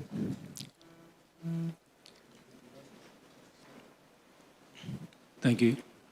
All right. Yeah, Councillor Costin. Well, I won't go over it all again, but I think that if we're going to spend, commit ourselves to spend between $60,000 and $100,000, that we should do that in a methodical manner, and we should weigh it up against other priorities. And the budget process is the appropriate process to do this. I really don't think we should be doing it, and I'm prepared to, but I'm prepared to argue that position during our budget deliberations. To accept at this time that we would pay this amount commits us to future payments also, and this is not just an annual amount. If this went over 10 years, we could be paying $1 million over 10 years. What else could we do for $1 million? We could fund roads, we could fund footpaths, drainage works as highlighted by Mr Rudd in his question. And if we agreed to cost shifting from the state government, where will it stop? We should consider this in a methodical manner. We should be financially responsible in the way we look at this. Thank you. Thanks, Councillor Costin. Councillor Finnegan. In the words of many in the union movement, I think it's time to stand up and fight back. We shouldn't be taking this sort of treatment from the state government, but the reality is that, you know, if we have to consider taking on the maintenance of the roadside because the department isn't doing their job, it's under duress. And I feel that if we are doing it under duress, the least we can do is consider it as part of our budgetary process, and that's why I'm supporting Councillor Costin's motion. Thank you, Councillor Finnegan. Anyone else wish to speak? Councillor Hanson. Yeah, I won't be supporting this motion. I wish all this strong talk about financial management and things needing to come to the budget was discussed when the Apollo Bay Kindergarten was gifted on a whim in this chamber. But I will say that the maintenance of that east entrance is a hot topic in the community. People talk about it often. Parks, gardens, footpaths, maintaining our open spaces is core council business, and I think once the road was done, there is an expectation from the community that it's maintained at a certain standard. We got a lot of pressure around the roundabout, a lot of pressure for it probably to be, more grand than it actually is, but we did go for a design that's pretty easy to maintain, probably pretty cost effective, and really, and I have already flagged, I have a motion if this one fails. I don't think we're not going over the top here. There is just a community expectation that this entrance is maintained to a reasonable standard. Thank you, Councillor Hanson. Any other councillor wish to speak? No other councillor wishes to speak? Councillor Arnott. May I ask a question, please? We're in debate, Councillor Arnott. To clarify some of the debate, or forget it. Councillor Hart. Point of order. I think if you... I would look back to the procedures we've done where it was never asked if there was any questions before the debate was entered into. Yeah, no, I asked for questions. No, I did. Point of Councillor order. Hart. I think you'll find in the governance rules that a councillor can ask a question at any time when right to ask questions, point 44, page 19, councillor may ask when no other councillor is speaking. There is no requirement to confine questions to before the debate starts. So it's 44.2. And so it implies that that a question may interrupt I'll allow debate. it. Thanks, Councillor Hart, for that clarification. Councillor Arnott, you had a question. Thank you, Mayor White. I'm not trying to create an argument about procedure, but I do appreciate the opportunity, so thank you. Thank you. The question, does this motion prevent the council making a decision to do interim works in the meantime, be it that one-off or an occasional basis, given the wording in, say, point 4 there? Mr McNeil, you want to answer that? Or? Through you, Mayor. Yes, I believe that item 4 would preclude council from undertaking maintenance in that area. Correct. Of any kind, in addition to what the Country Roads Board or the Vic Roads are doing? That would be my view. CEO, do you want to make a... We'd have to come back to council beforehand. Yeah, the only maintenance that council officers would undertake in this section of the road would be to do something to keep the road safe. So in the event of a storm and a tree going down, if we're the first responders, that kind of thing, our staff will always respond to safety issues. Other than that, not maintenance. Thank you. Thank you. Now, where are we up to? Councillor Costin. Thank you, Mayor. Look, I understand the emotion over this and the desire to improve the entrance of what's perceived as the entrance of Colac. It's debatable where the entrance starts and where this will stop. Do we then go out to the Birregurra turnoff and look after that as well? I'm not sure. It seems fairly arbitrary to me.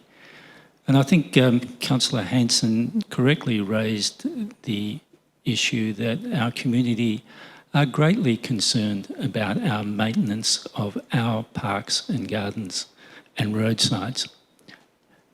But the emphasis is on ours. It's what we have a responsibility for, not what we don't have a responsibility for. This is something like living in an urban area and our neighbour doesn't mow his grass, so we go and mow it for him, and he just sits back and has a beer and says thank you very much and sells his mower, especially if we sign an MOU to maintain his nature strip forever and a day. I mean, this is what it is. We have other priorities. We have many other priorities. We can't keep our toilets clean down the coast. We're not maintaining the reserves we have along the coast. And I quote those examples because they're close to me. And it's probably the same in Carlisle and Birregurra and everywhere else. There is an expectation that we will look after what we already have responsibility for and not start spending money on things that we don't have responsibility for. So let's let it go through a fair process, due process. Let's apply due process and consider this during our budget deliberations. Thank you, Councillor Costin. Councillors, I'll now call for a vote. All those in favour? Those against? Carried. Division. All those in favour? Councillor Costin, Councillor Hart, Councillor Potter, Councillor Arnott, Councillor Finnegan. Those against? Councillor Hanson, Councillor White. Thank you, councillors. Now move on. 9.9. Deans Creek Community Reference Group appointment. The purpose of this report is to establish a community reference group to inform the Deans Creek Precinct Structure Plan project and appoint members to the committee. Councillors, before I ask for a motion, do any councillors wish to ask a question of officers? Councillor Finnegan. Thank you, Mayor. We have councillors, we've been provided with the names and applicants for the committee confidentially, and obviously would be impolite for us to, or wrong for us to mention anyone by name before any appointments or anything have been made. But what have been the reasons for what have been the reasons for those who have been not recommended to be appointed to the Deans Creek Community Reference Group? What have been the reasons to not recommend against appointing some members of the community who've applied? Through you, Mayor, the officers, when looking at all nominations that had been put forward following the nomination process, we're looking to achieve, as the terms of reference seek, a spread of people in different age groups and different with different attributes representing different elements of Colac society.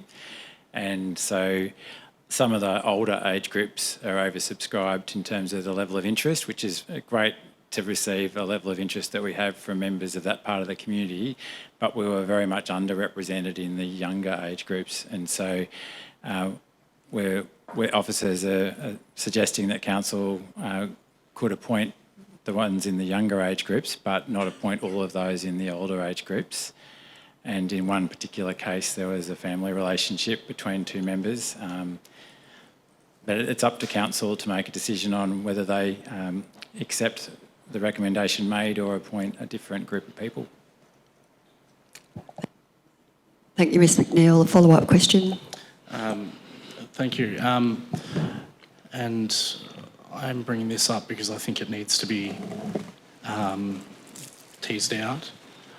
Was there a recommendation that council recommended against appointing someone? Oh, sorry, the recommendation was against appointing a particular person to this reference group as opposed to, was on no H&S basis due to not wanting staff subject to that person's behaviour, but at the same time, council had not conducted. Thank you. Councillor Hart. I think Councillor Finnegan is straying into an area that could potentially reflect on any person.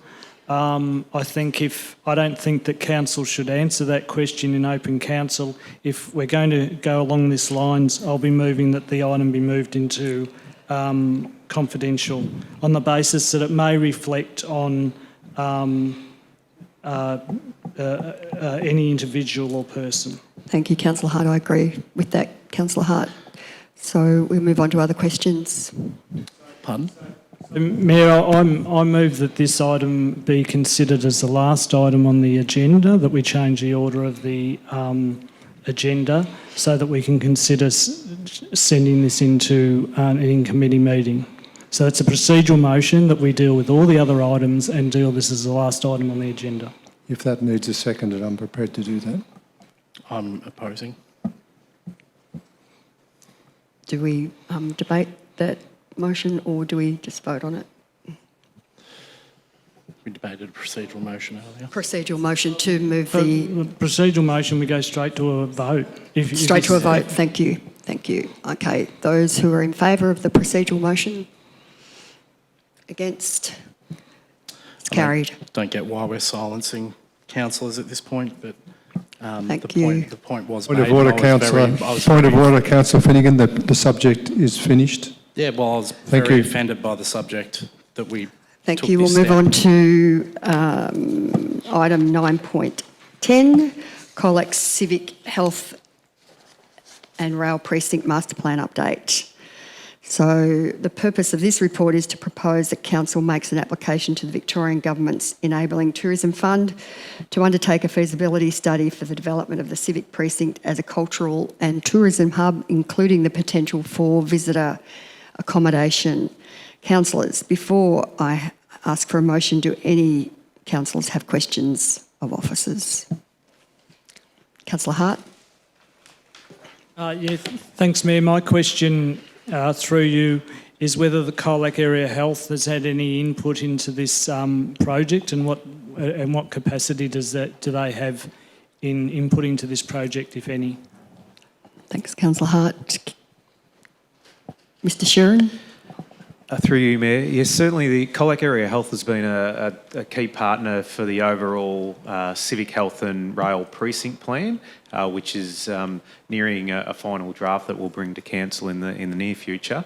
In terms of this precinct, this so the Ray Street block as such, it's certainly been involved in the development of the plan to date, and they've got some real key considerations of around what their future looks like in terms of infrastructure, but also things around pedestrian and vehicle movements and things like that. So, certainly a key partner. Thanks, Mr Sheeran. Any other questions? No other questions? Councillors, the officers have provided a recommendation with the report for our consideration. Does any councillor wish to I'll move the a motion? recommendation. Councillor Hart, I have a seconder. Councillor Arnott, is it to be opposed? Councillor Hart. Yeah, thanks, Mayor. I think this is really an exciting project, and unfortunately this term of council we're only going to see with preparation work, if you like, as to what happens in this civic precinct, which also includes towards the station and the famous ex-hardware building, which I know council's been criticised for buying, but I think in the long run, if we can get something done in this precinct, it might be proven to be a wise decision, albeit it's taken a little bit longer to resolve than some of us would like. And what we're doing here, if this is approved, is looking at some funding to enhance the direction of that project. I think it's interesting and worth noting that Colac Area Health has been one of the partners in relation to this project, which really tends to highlight the importance of relationships with other organisations, with government funding agencies, and just a need for tact when you're perhaps disagreeing with another entity, that you've got to have regard to the fact that there are relationships. And just like you wouldn't trash a friendship because you have one disagreement on one thing, that I think it's important that this council would do well, and I'm talking broadly of council, not council officers, I hasten to add, to remember the importance of relationships. Thank you, Councillor Hart. Councillor Arnott? Thank you, Mayor White. Look, I agree with Councillor Hart. This is an exciting project. I've actually already received messages from people in the public sending me text messages saying, Max, this looks exciting. What's it about?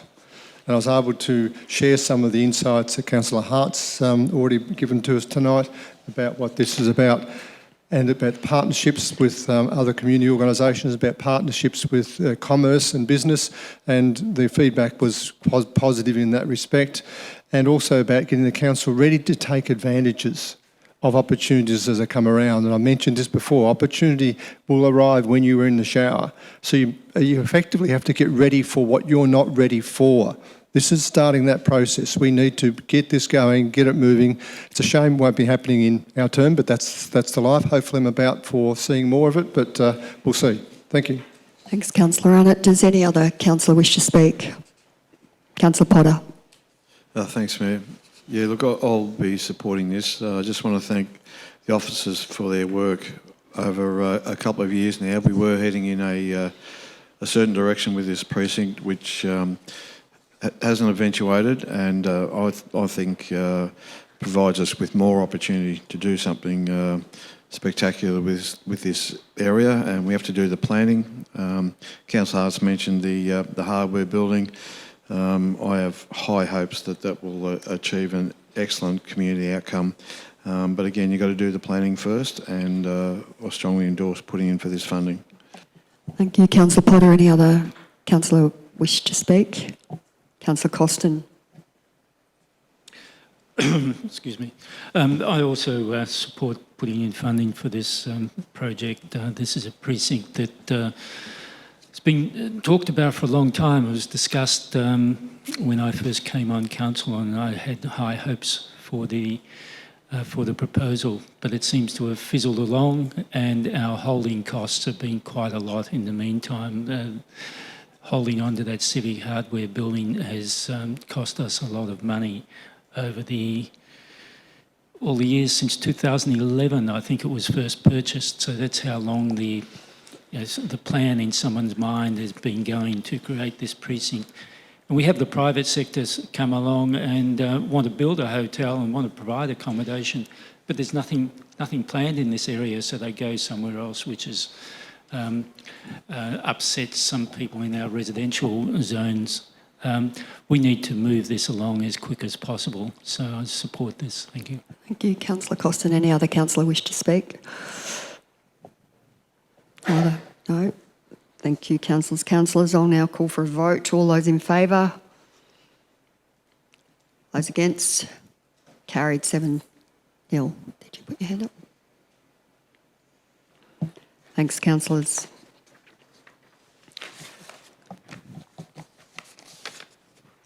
I didn't vote for and I didn't vote against. Sorry, I thought I saw you put your hand up. So can we do it again? All those in favour? Against? Carried 6. Division? Those in favour? So I'm going to abstain, yeah. Councillor Hart, Councillor Costin, Councillor Potter, Councillor Arnott, Councillor Hanson, Councillor White. Against? 1 abstain.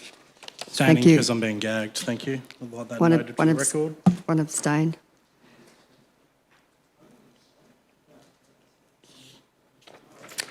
We'll move on to item 9.11.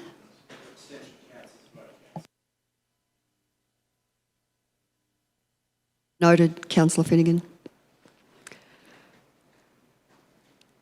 Now we move to item 9.11 or 9.11, proposed change to speed limit at Kennet River and Colac. The purpose of this report is to seek council support to engage the community on a proposed change to the speed limit in the centre part of Kennet River through the introduction of a shared pedestrian zone. Councillors, before I ask for a motion, do councillors wish to ask a question of officers? Anyone got a question for officers? Councillor Arnott. So this is to seek community views. It's not actually to initiate anything just yet. Is that correct? Through you, Mayor, that's correct. Thank you. Thank you. Any other questions? Councillor Finnegan, did you have a question? No. Any other? Councillor Costin? Is this part of the City Deal project work? And if it is, shouldn't GORCAPA be funding it, doing the consultation? Through you, Mayor, no, this initiative isn't related to the City Deal project. It's arisen from some concerns of residents in Kennet River about near misses in relation to vehicles and pedestrians at the front of the shop and the caravan park. And so, as a responsible authority for the local road network, we're putting forward a proposal for a reduced speed limit that responds to those safety concerns. But won't this preempt the Gorkappa design for that area? Through you, Mayor, what's being proposed is a reduction in the speed limit. It's not proposed that there be any changes in the physical layout of the area. That is something that would be considered through the City Deals project that Gorkappa is managing. Thanks, Mr McNeil. Councillor Hanson? Okay, any other questions before we move the motion? Okay, councillors, we've got a recommendation with the report. Does Councillor Hanson, you wish to move the motion? Do I have a seconder? Councillor Costin? Councillor Hanson? Oh, is it to be opposed? Not to be opposed. Councillor Hanson?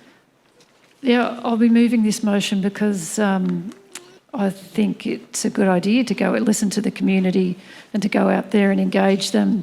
But it is something that has been raised for a very long time around safety and amenity around the Kennet River, and I guess it's a topic that keeps coming up. The City Deal funding that we did get for Kennet River was also, there were design elements to improve parking and safety and all these and this type of thing. So I guess now we've been left with a situation that the project, we don't really even know what's happening with it anymore. It seems to have dropped off the radar completely. What's happening with the funding, who knows? And yet here we are now trying to fix as best we can a problem that's been there for a very long time. And if the project, the City Deal, had have gone ahead or we don't even know what's happening with it anymore. So now we're just trying to fix it again with seeking community reviews about potentially just slowing cars down as much as absolutely possible. But it's been a concern for a very long time, and it's just another example of the disappointment of the City Deal projects. It just goes on and on and on. Thank you, Councillor Hanson. Councillor Costin? No one opposed. Thank you, Mayor. I'm a frequent visitor, frequent flyer at the Koala Cafe in Kennet River, so I understand what's going on with the traffic there. And I was nearly run over crossing Murray Street today on my way to Hesse Street. So I support both of these proposals to get out and ask the community their views on this. I'm not confident that a 20 kilometre an hour speed limit change in Kennet River will make any difference whatsoever. It won't be, there'll be no one there to enforce it for a start, and it's pretty hard to drive more than 20 k's an hour there anyway. Main Street in Colac a little bit different because of the traffic volumes, and it's more likely to be enforced. But I'm very happy to put it out for community consultation and see what the community thinks. Thank you. Thanks, Councillor Costin. Does any other councillor wish to speak? Councillor Hart? Yes, Mayor, I'll be supporting this. I think it is important to go out and community consultation on this, but I think some fair comments have been made by Councillor Hanson. There were a lot of, I was on a committee on behalf of council to do with the City Deal works at Kennet River before they were taken over by Gorkappa.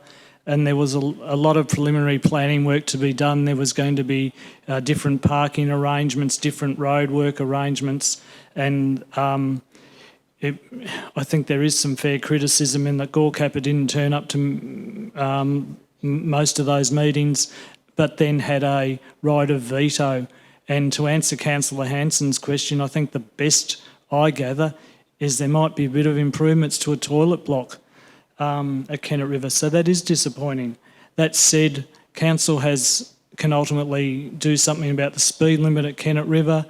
Some people in the community will already be supportive of this, but of course we should check with the community before we actually go ahead with it. Same too with the speed limit in Colac. That was in the Colac CBD document that went out for a lengthy consultation and was adopted by council. But fair point, I think that was adopted more than a decade ago. I might be wrong, it was certainly a long time ago. So I think I'm supportive of this, of both these things going out for comment. Thank you, Councillor Hart. Any other councillor wish to speak? Councillor Arnott. Thank you, Mayor White. Yeah, look, obviously I support this motion. I think it's going to at least provide opportunity for community feedback into their concerns. It's important that we actually address their concerns that they've been coming out to us with. And yes, like Councillor Costin, I'm a frequent visitor to cafe at times, but more so in Colac because this is where I live. Although I have been down at Kennett River and I see the problems that they have. Colac concerns me, the 40k Murray Street. It's a real shame that our forebearers, Shire and City, didn't consider a bypass for this city. It's left, we're stuck with this. So now we're going to try to make the best of it, their lack of foresight, which has put us in this position. So anyway, we'll be interested to see what people think about trucks travelling through Colac or cars at 2 o'clock in the morning at 40 k's an hour. Thank you. Thanks, Councillor Arnott. Any other councillor wish to speak? No other councillors wish to speak.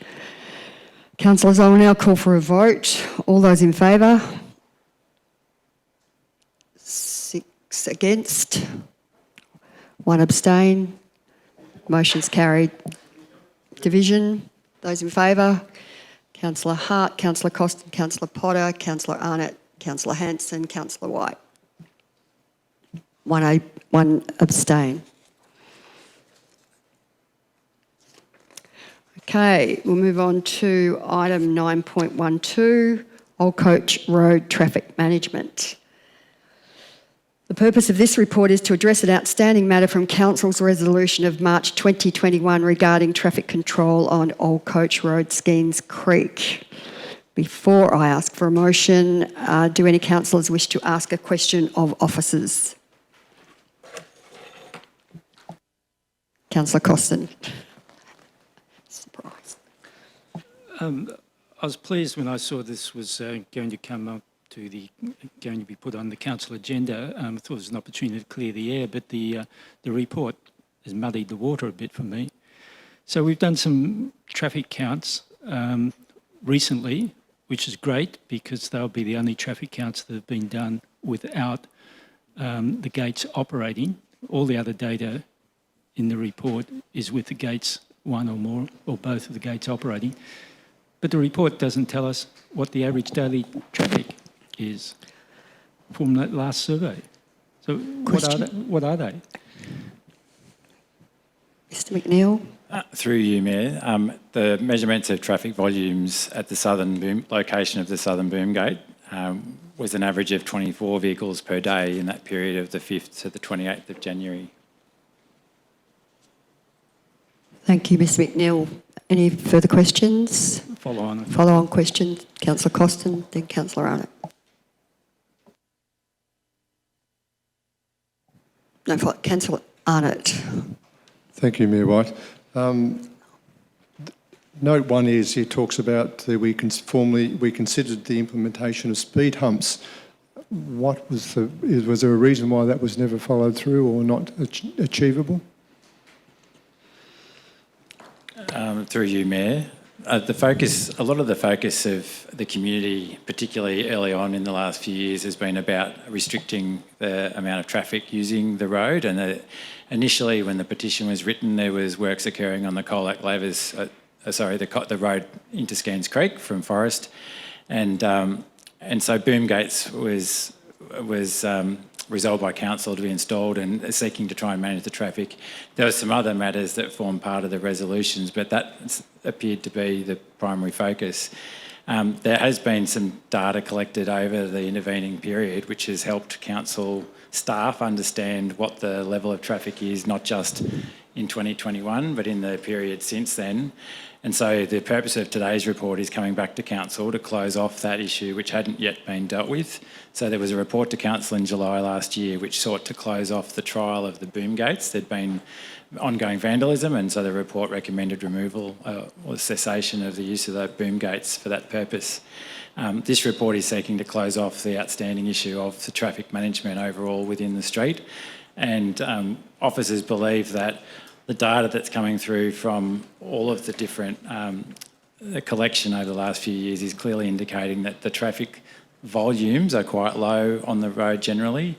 The level of compliance with speed limits is very high, and the percentile of traffic complying with the speed limit is high. So on the basis of the data that's available to us, we're recommending that council doesn't need to or shouldn't proceed with traffic management measures in the form of speed humps. Thank you. Thank you. Follow-up question, Councillor Arnott. Yeah, look, I really appreciate the response, and your expansive answer is actually quite good. And I noted most of that in your report, so that's actually quite good.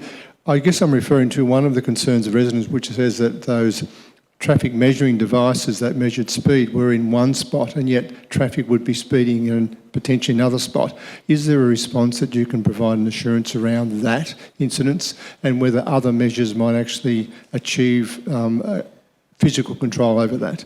And I'm not talking about boom gates, because they're not working.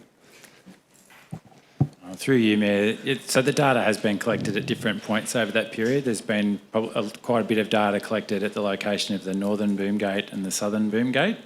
And as I said, a lot of the focus early on had been for that section. There was data collected in 2022, which relates to an area lower down on the hill within the township around 51 Old Coach Road, which was measuring the amount of traffic which is using that main township sealed section. Thanks, Mr McNeil. Any further questions? No further questions? One last question, Councillor Costin.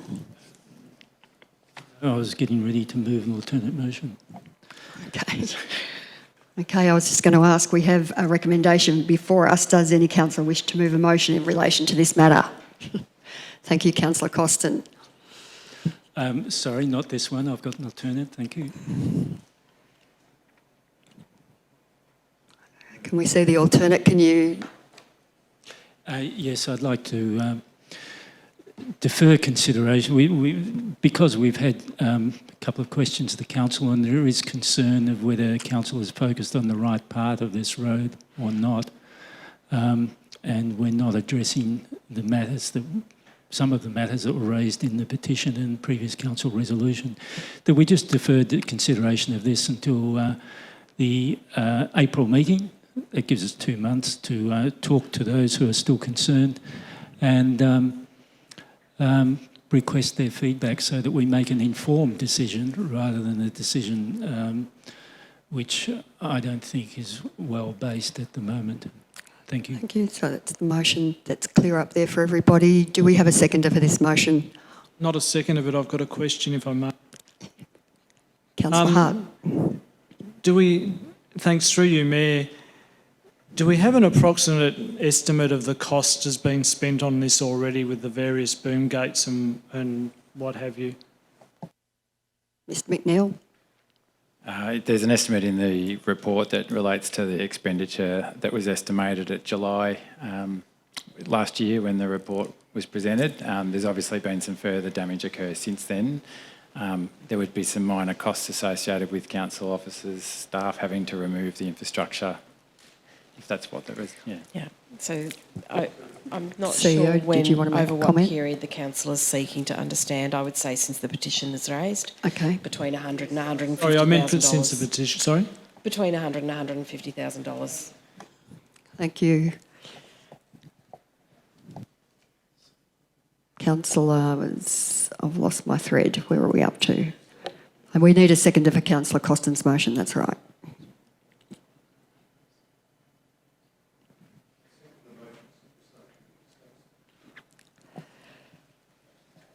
Thank you, Councillor Arnott. Is it to be opposed? Councillor Costin. Thank you, Councillor Arnott. As always, you're curious to find out more about the proposal or whatever's being discussed, which is a good thing. It has been around the chamber 40 times. Thank you for that interjection. But basically, we haven't solved the issue which was raised in the petition, and that's the speed and the dust in the urban area below the gate. So it's only a short length, and a speed hump at one end would help fix that. But we haven't really addressed what the concerns are And we've got all this data. We really only got 2 bits of data, the traffic count beforehand and the traffic count after. And we've got all these ones in between which are mixed up with 2 gates operating and 1 gate operating or whatever. It's just confusing. The proposal to put signs up, now, I made the comment before that signs, speed limit signs at Kennet River will be relatively ineffectual. There's no one there to enforce them. And in any event, there is already 40 kilometre an hour sign, speed limit signs up in this area. And there is already local traffic only area signs up in this area. But still, we have a number of people concerned. So let's do a little bit more homework and find out if those concerns have any basis. There's no hurry to do anything here. We have time. It's only a little bit of officer time to actually go back to those who first put forward the petition or those who have asked questions to council today.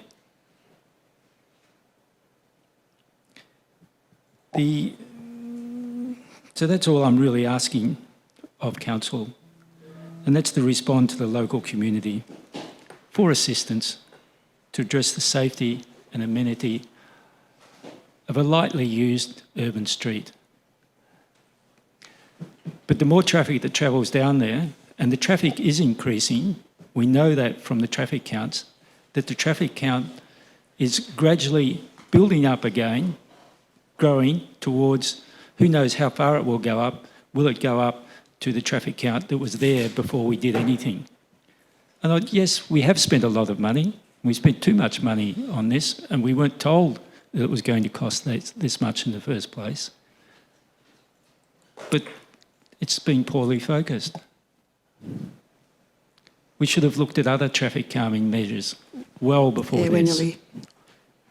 Thank you. Thank you, Councillor Costin. Councillor Arnott. Thank you, Mayor White. My preference with any of these things is to get an outcome that solves the problem. I'm actually on the side of the officers and everyone who wants to get this off the table. I want to see it done, but in that I want to see the outcome for the residents who live on that road. I want to see their problem solved. And I'm not saying that what you're proposing is in your mind not inappropriate for what you think it is, but I don't live there. I don't see it. I don't see the cars coming and going, and I'll admit I haven't driven the road lately. So I'm really, really keen to see exactly whether the residents will say this will fix the problem, whether we do it today or a slight little bit later time to say with 40k, you're happy with that? Do you want us to do something else, i.e. a speed hump? If they say yes, God, it won't cost us much to put one of them in. So I think I just want to see this resolved. I want to see it off the table, and I want to see the residents for their problem fixed. Thank you, Councillor Arnott. Does any other councillor wish to speak? Councillor Hart.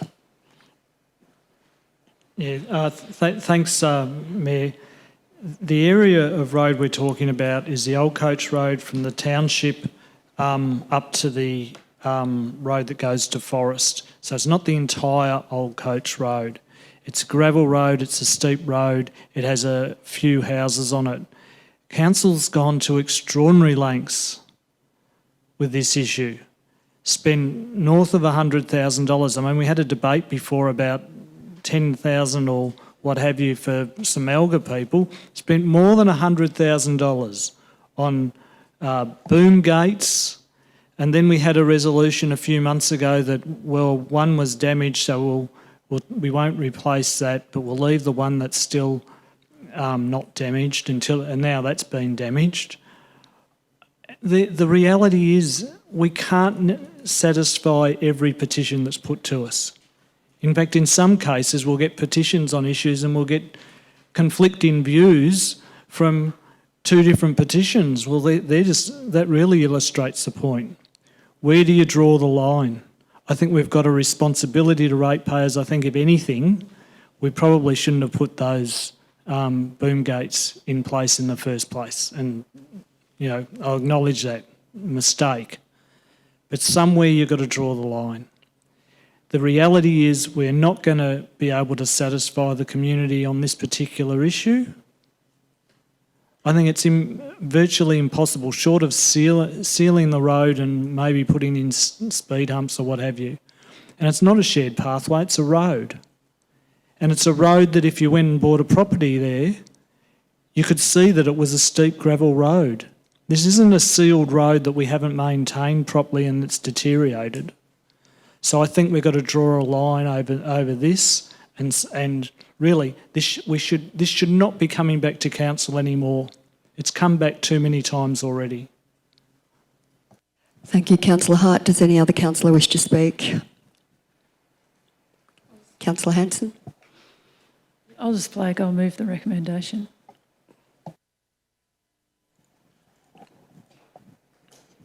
We've got to vote on this one first. Yep.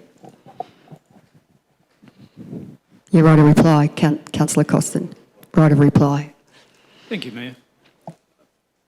Look, I see that we have a responsibility to at least talk to the community here.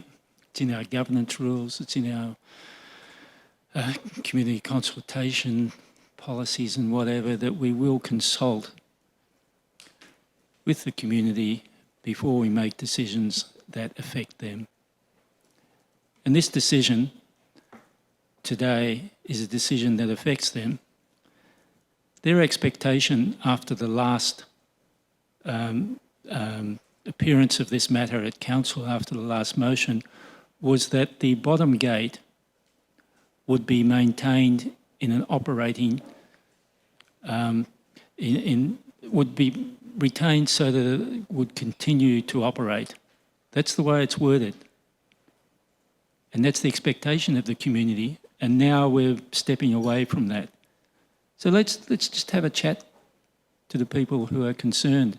It can be a simple survey and there might be a simple, easy solution. Thank you. Thank you, Councillor Costin. Councillors, I'll now call for a vote. All those in favour? All those against? Motion is lost. Division. All those in favour? Councillor Arnott. All those in favour? Councillor Costin? Councillor Arnott. All those against? Councillor Hart, Councillor Potter, Councillor White, Councillor Hanson, and we have one abstain. The motion is lost. Now, Councillor Hanson. I will move the recommendation. Have I got a seconder for the recommendation? Councillor Hart. Councillor Hanson. Is it to be opposed?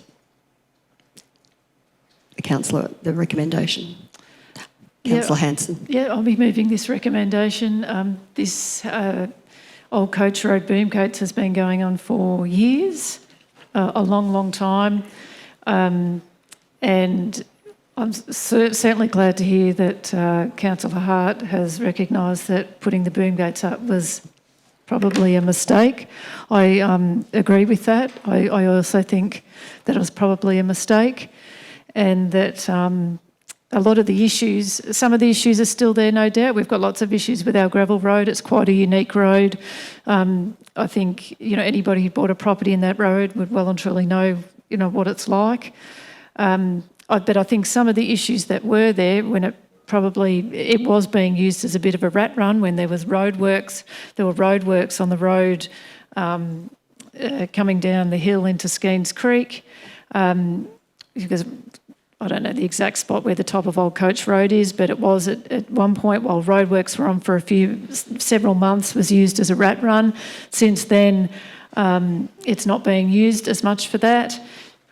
We have spent an enormous amount of time and a lot of money on Old Coach Road.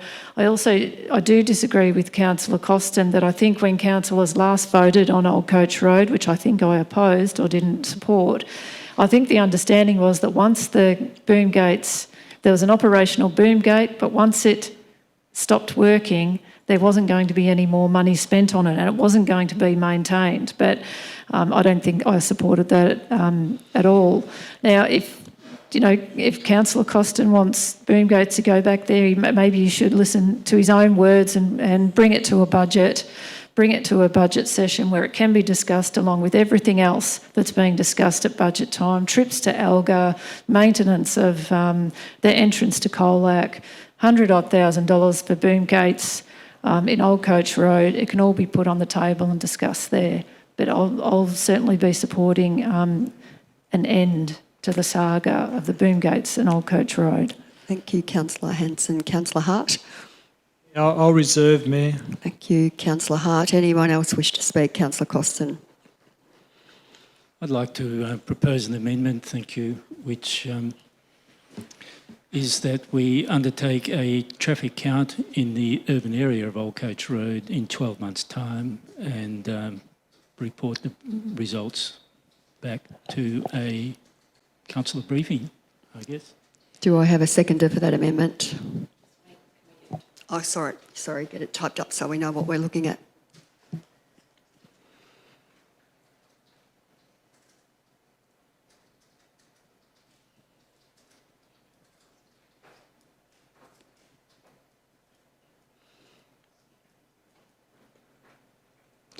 So that's an additional point, so it'd be 0.6.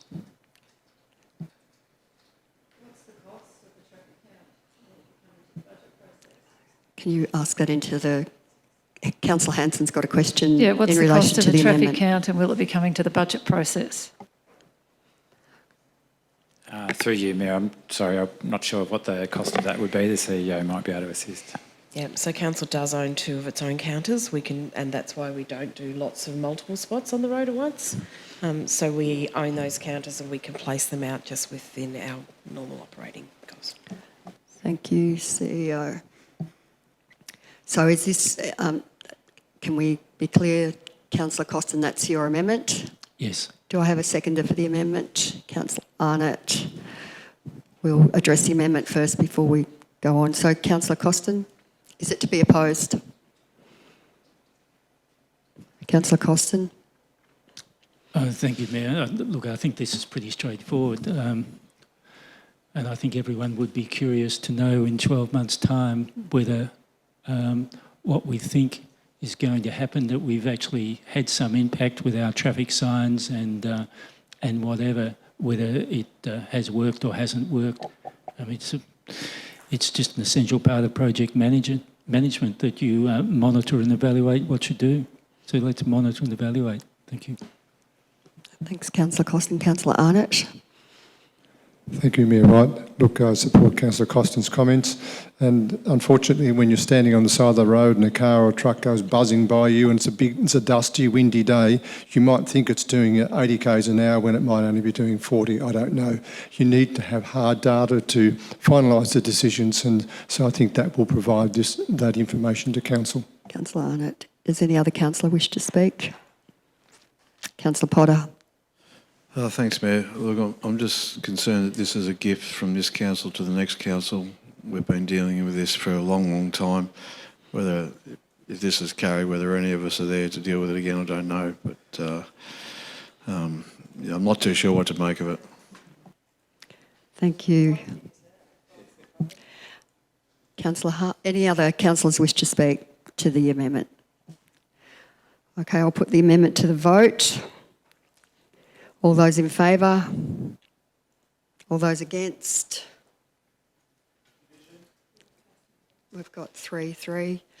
Division, all those in favour? All those against? The amendment is lost. We'll go back to the substantive. Sorry I don't mean to be rude, but with the division we should have read out the names. Oh, sorry, the division. So could we do that again? It's been a long meeting. Sorry, Councillor Hart, I should have done that. So call for a division. All those in favour? Graham? All those in favour? Councillor Costin? Councillor Arnott? All those against? Councillor Hart, Councillor Potter, Councillor White, Councillor Hanson. The amendment's lost. We go back, and we've got one abstain. Thank you. We'll go back to the substantive motion moved by Councillor Hanson. Seconded by Councillor Hart. Anyone else wish to speak? Councillor Costin.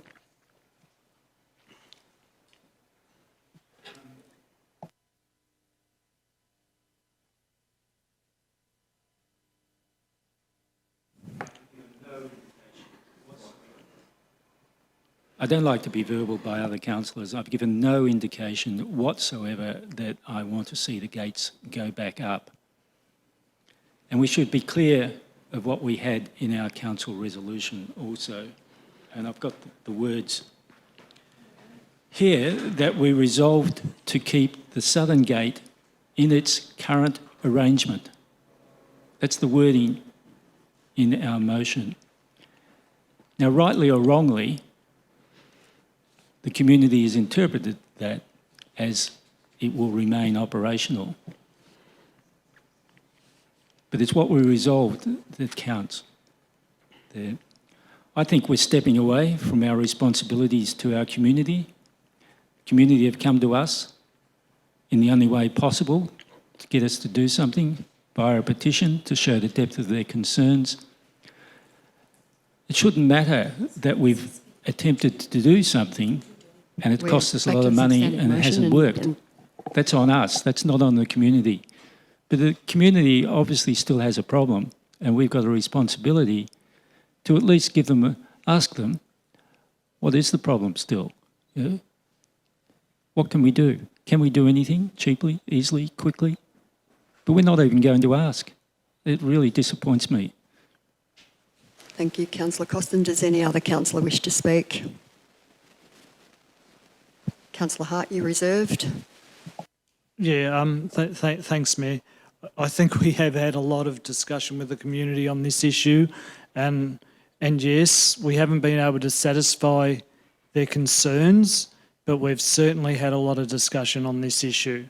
And I agree with Councillor Hanson's comments that the intent of that resolution that was passed some months ago was that the southern gate would be maintained, but it wouldn't, as it was, but if it was damaged, if it was vandalised, then that was it. And if you go back to the recording of the meeting, I think you'll find that was the context to some of the discussion. Well, yeah, good. Yes, perhaps you could have proposed an amendment and we could have made it tighter wording.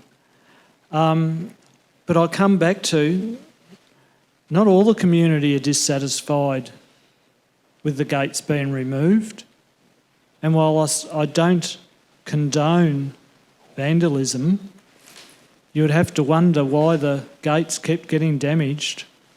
And perhaps the community should consider that in the context that if you're bringing something to council, you're expecting council to spend 100,000 plus of ratepayers' money, that you do have some sort of support, broad support in the community, or at worst tolerance of what's being proposed. I think this is a real lesson, not only for this council, but more generally for local government, of how you respond to concerns. And I've put it on record, as I've been quoted, that, you know, with the benefit of hindsight, it was a mistake to ever put those gates up. Thanks, Councillor Hart. Councillors, I'll now call for a vote. Oh, right, a reply, Councillor Hanson. Yeah, I think there are a lot of mistakes made with this, and I'm certainly glad to hear that some councillors are owning up to being a mistake to put the boom gates up. And what I will say about that last motion, I think, is also a lesson for councillors and this council, because I very clearly remember the discussion, like Councillor Hart, that which I didn't support the motion, but the discussion was along the lines that the boom gate that remained would stay there while it remained working, and that no extra money would be spent on maintaining it.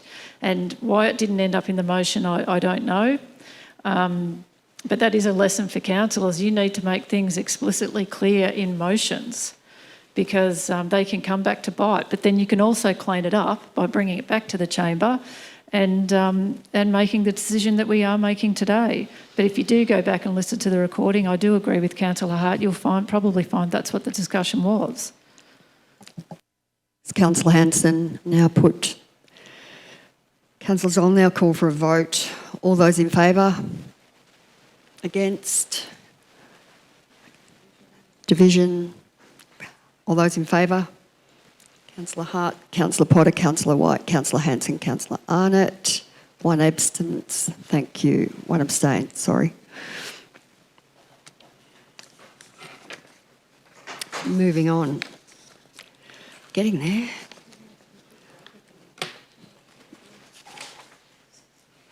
We do this one and then have a break. You want to move an adjournment? We'll move an adjournment, have a break for 5 minutes. 10 minutes, sorry.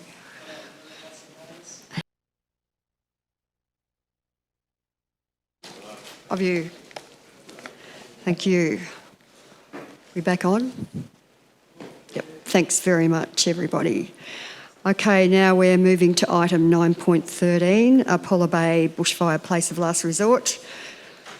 The purpose of this report is to decommission the current Apollo Bay Bushfire Place of Last Resort. Councillors, before I ask for a motion, do any councillors wish to ask a question of officers?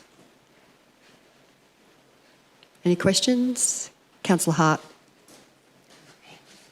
Thanks, Mayor. Does Council have an estimate of the cost to bring the current site up to the requirements, or has Council not thought that that's necessary? Mr. McNeill, thank you. Through you, Mayor. As we haven't undertaken estimates of the cost to do that work on the basis that we've had directions to look at other options to avoid the removal of the vegetation at the current site to make it compliant.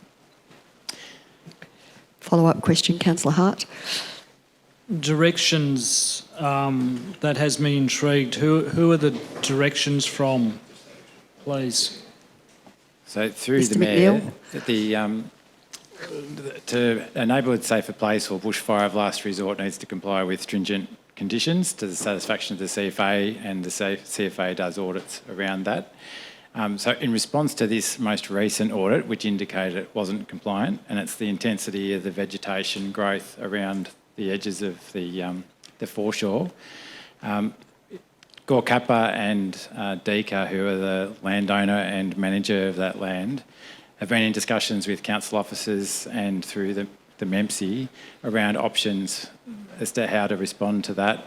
And the advice has been that if there are other options that that don't require vegetation to be removed, that they should be explored before we make an application to seek vegetation removal at the current site. Thanks, Mr. McNeill. Follow-up question. So just so I'm completely clear, part of the obstacle in terms of pursuing it for the current site is feedback from Gore Kappa. Through you, Mayor, it's the feedback from the land manager, Gore Kappa, who are responsible for the site and for any consent process. So to remove vegetation on the foreshore requires a Marine and Coastal Act consent. And so we've been talking to Gore Kappa about the options, how we respond to the fact that it doesn't comply, and they've encouraged us to look at other options before a decision is made. And so the report before you tonight is about decommissioning the current site because it's not compliant, and that's all it's asking Council to do. But we are noting for you that we'll come back to Council at a future time, looking at what the options are for Council to designate a site for the next fire season. Thank you, Mr. McNeill. Other questions? Councillor Arnott. So thank you, Mayor White. Just confirming to the officers, please. So again, this is just to decommission this site, and we're not abandoning the Apollo Bay community. We understand their, if I can put this in a series of questions, but their focus that this tends to be a natural place of assembly, but that because of the vegetation, it's not recommended to keep it that way. So we have no choice at this stage, but to seek alternatives. That's correct. That's right. So officers are committed to working with the Emergency Management Committee for Colac Otway Shire to try and find another site for the next fire season. Thank you. Thank you, Mr McNeill. Any other questions? Councillor Costin. Doug, if I can just clarify why this site on the foreshore doesn't comply. In our briefing, we were told that it was because of the pathway had vegetation up close and clearing 2 metres each side was required, but we couldn't get agreement to do it. You've sort of indicated there's further problems. Is it just the pathways, the 2 pathways, or are there other problems? Through you, Mayor, my understanding is that it's predominantly the pathways that are the key issue, and that there's a 5 metre clearance required around those, so including the path. Yeah, 5 metres. so 2 metres each side. Yeah, that's right. Yeah, effectively. Well, the path is about 2 metres, so 1.5 each side. Yeah. Okay. Thank you. Any other questions? Can I have a point of Councillor order, Arnott? please, Mayor? That Councillor Finnegan has put up a sign to suggest that he's gagged. But continuous holding of that sign suggests that he is making an opinion all of the time now, constantly interrupting, and I think that's inappropriate.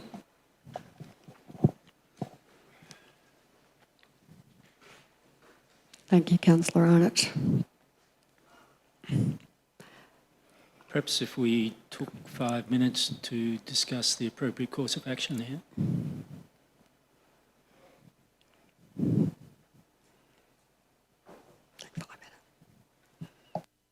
Adjourn for 5 minutes and discuss the appropriate action. So we adjourn.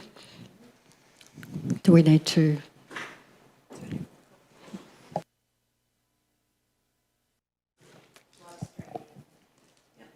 Thank you, and thanks, councillors, for your patience with that time.